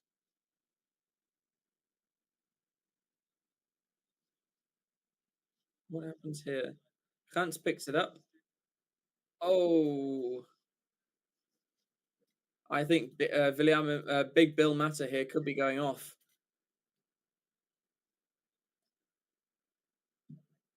I feel for him because Hans was stepping infield, and like that's at that speed, what can you do? But under current rules and everything, yeah, he's going to be carded.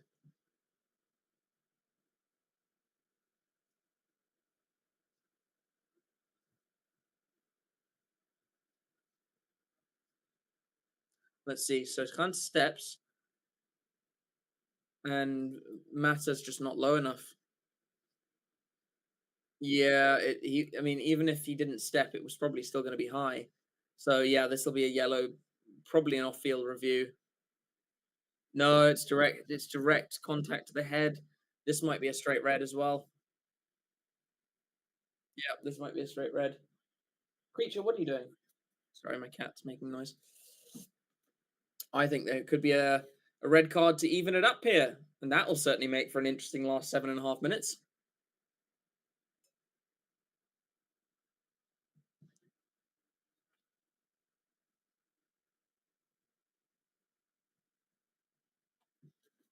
I don't think there's enough mitigation, but okay. Yep, so Big Bill Mata gets a yellow card. I don't know if there's an off-field review. Oh, and it was Bill Mata's 100th game as well. I didn't see that until now. At least it would have been sad if he got a red card in his 100th game. But, I mean, either way, it almost doesn't make a difference because he's off for the rest of the game. Even he's going for some kind of check. Oh, it's Jake White, not Gary. Jake White? Oh, yeah, that makes sense because he coaches the Bulls, doesn't he? God, he doesn't look like it looks like I could hardly recognize him. But either way, it will be a 14-man game for both sides for the last 7.5 minutes. And that's good for the Bulls.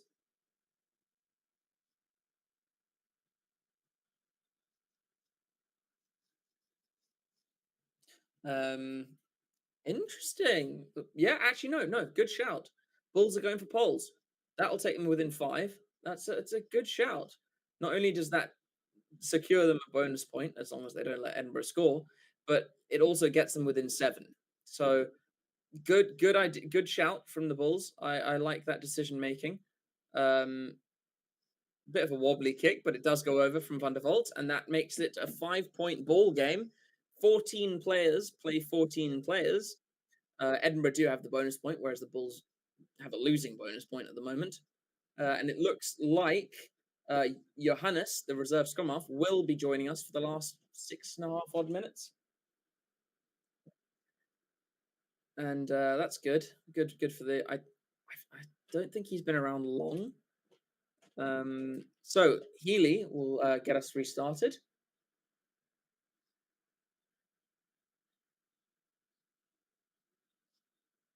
Healy launches it high, doesn't go into the 22, so the Bulls will have to play it. They can't kick it out. And the Bulls get a penalty straight away, and it is Richie who's... what's he done there?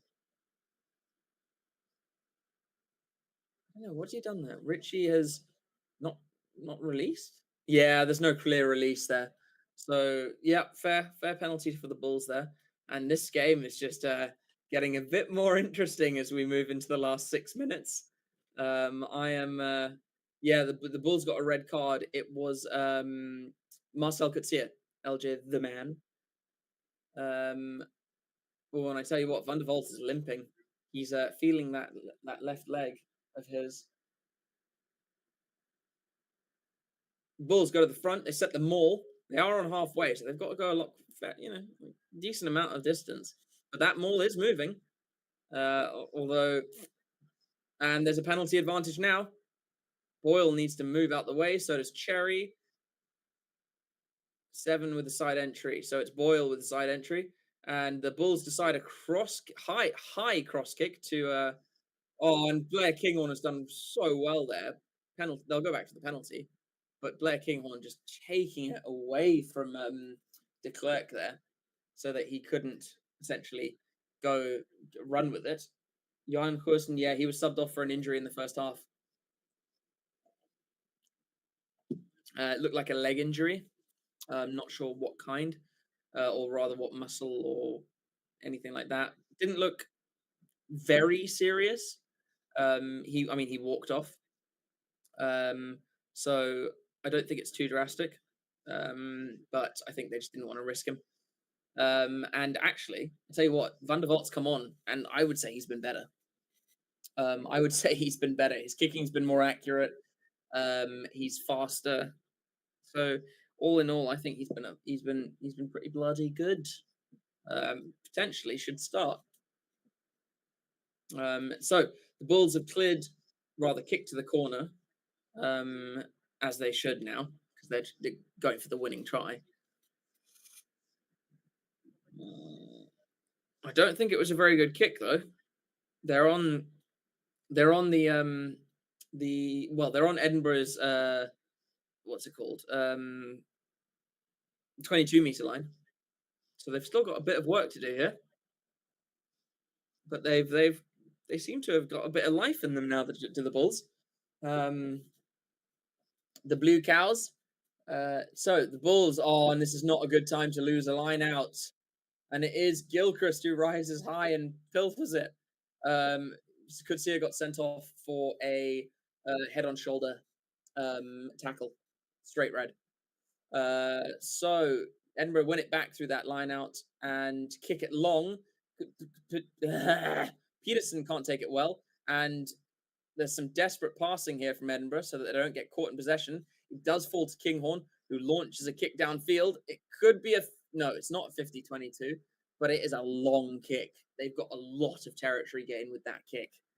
And you can see the frustration in Williams's face. But what a steal there from Gilchrist. That's not a time that you want to lose a line out.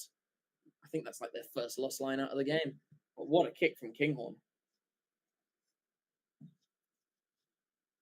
And with just over 3 minutes to play, the Bulls are going to have to do something special here.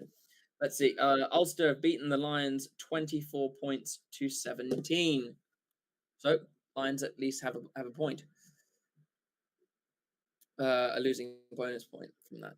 So the Bulls do retain their line out this time. And Papier looks like he's going to kick. And I certainly wouldn't be doing that with 2.5 minutes left of the game. Oh, no, he doesn't. He goes to Van der Vault, who's running a bit laterally. He does pass it off to Creel, who takes on the line. Boyle does think about going for the steal. Can't get there. Van der Vault tries to get it through, thread the needle, but it gets reflected. He does regather it, and the Bulls do still have it, but they are on their 22, so they are still in rather a precarious position. And with 2 minutes left to play, they need to do something special here. Gans out to Williams. Williams putting on some dancing feet. He feeds Creel. Creel passes to de Klerk. De Klerk gets on his bike. He has to kick because he's covered well. Here is Blair Kinghorn. Blair Kinghorn swings it to Bennett. Bennett decides to straighten up. Good idea. And what a last minute and a half we got going here. Price decides to box kick. Playing territory, probably a good idea for Edinburgh here. Although they could also play possession. Oh, and Van der Vault is leveled by Ritchie. And it's a good turnover from Fenter. He's come away from that ruck with it. He's made some good ground. And Edinburgh just need to see out this game now. And they have to here. They've got a 3-man overlap. Oh, that's going to be another card. There's a slap down by Peterson. It's a long pass to Duan van der Merwe. He's got rid of Creel. He's come back. He's going back to the right-hand side. Offloads to Bennett. No, sorry. This is Bennett. Bennett breaks 2 tackles. They're inside the 22. Price to the big men in the midfield. Edinburgh looking to close this game out now. Healy decides not to pass. Gans is over that. And he's got the penalty. But they will go back for Edinburgh's penalty. And there's probably going to be a yellow card for Peterson. Because it's an intentional slap down there. And that hit on Van der Vault from Ritchie was huge.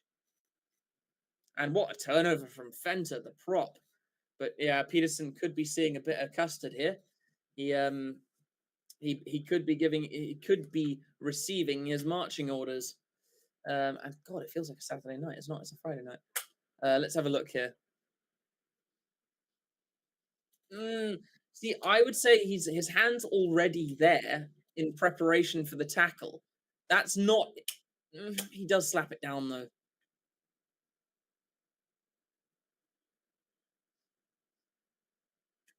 Yeah, but I mean, clear run-in from Mark Bennett. So this will be interesting because it's a tough one. He doesn't stick out his hand in order to slap it down. He's already essentially got his arms out to make the tackle.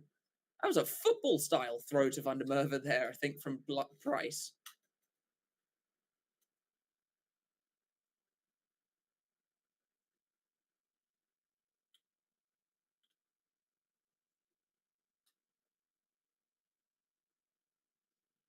So it's going to be a yellow card for Peterson. They don't award the wait, is that a red? Oh, I think it was a straight. No, it was a yellow. I thought it looked like a red for a second. But it's not going to be a penalty try for Edinburgh. But obviously it'll be a penalty. So there is still hope, I guess. So Corson is back on, so it was an HIA, which means I think Dean has gone off. Now, what do Edinburgh do? Do they go to the corner? Yeah, they should. No, they've already got the bonus point. Or they could kick. They could go for poles just to try and take away yeah, they're going for poles. They want to take away the losing bonus point from the Bulls, and that's not a bad shout. Because they've won the game. and they've got a bonus point. They're just trying to deny the Bulls the bonus point, the losing bonus point. And dick, but fair. Dick move, but fair.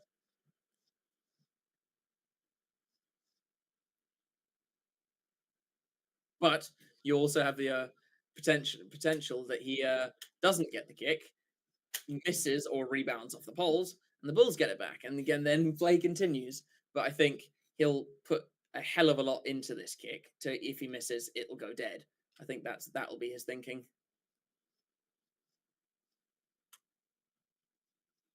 And Healy, with probably the last action of the game, launches it. And it's off the poles, but in. Another one off the pole. But unfortunately for the Bulls, it does go over. It denies the Bulls the bonus point. And I just seen Zebra have drawn to Cardiff 22-all. And the Bulls, despite having that red card almost immediately in the second half, they came close. They got close. So, but yeah, a bit of a frenetic game. Neither team was consistently good. But the Bulls, just their discipline let them down. Too many high tackles, which is unfortunate for them, because at the beginning the way they were playing, you thought, oh, they're actually doing quite well. They've got a lot of potential to go on and win this game. But it just wasn't to be. Their discipline certainly let them down. But thanks for joining me here, everyone. I see there are 143 people watching at the moment. Welcome to all of you. Do remember to like and subscribe. Check out our sponsors and join us for the next stream. Hopefully it's not the Sharks. I don't even think I'm going to watch the Sharks tomorrow. Although I probably should, because it's a home game and Am is back. But we'll see. So thanks for joining me here today, guys. It's been great chatting to you and doing the stream. The review will be up soon, and I will catch you at the next stream. I do. Cheers, guys.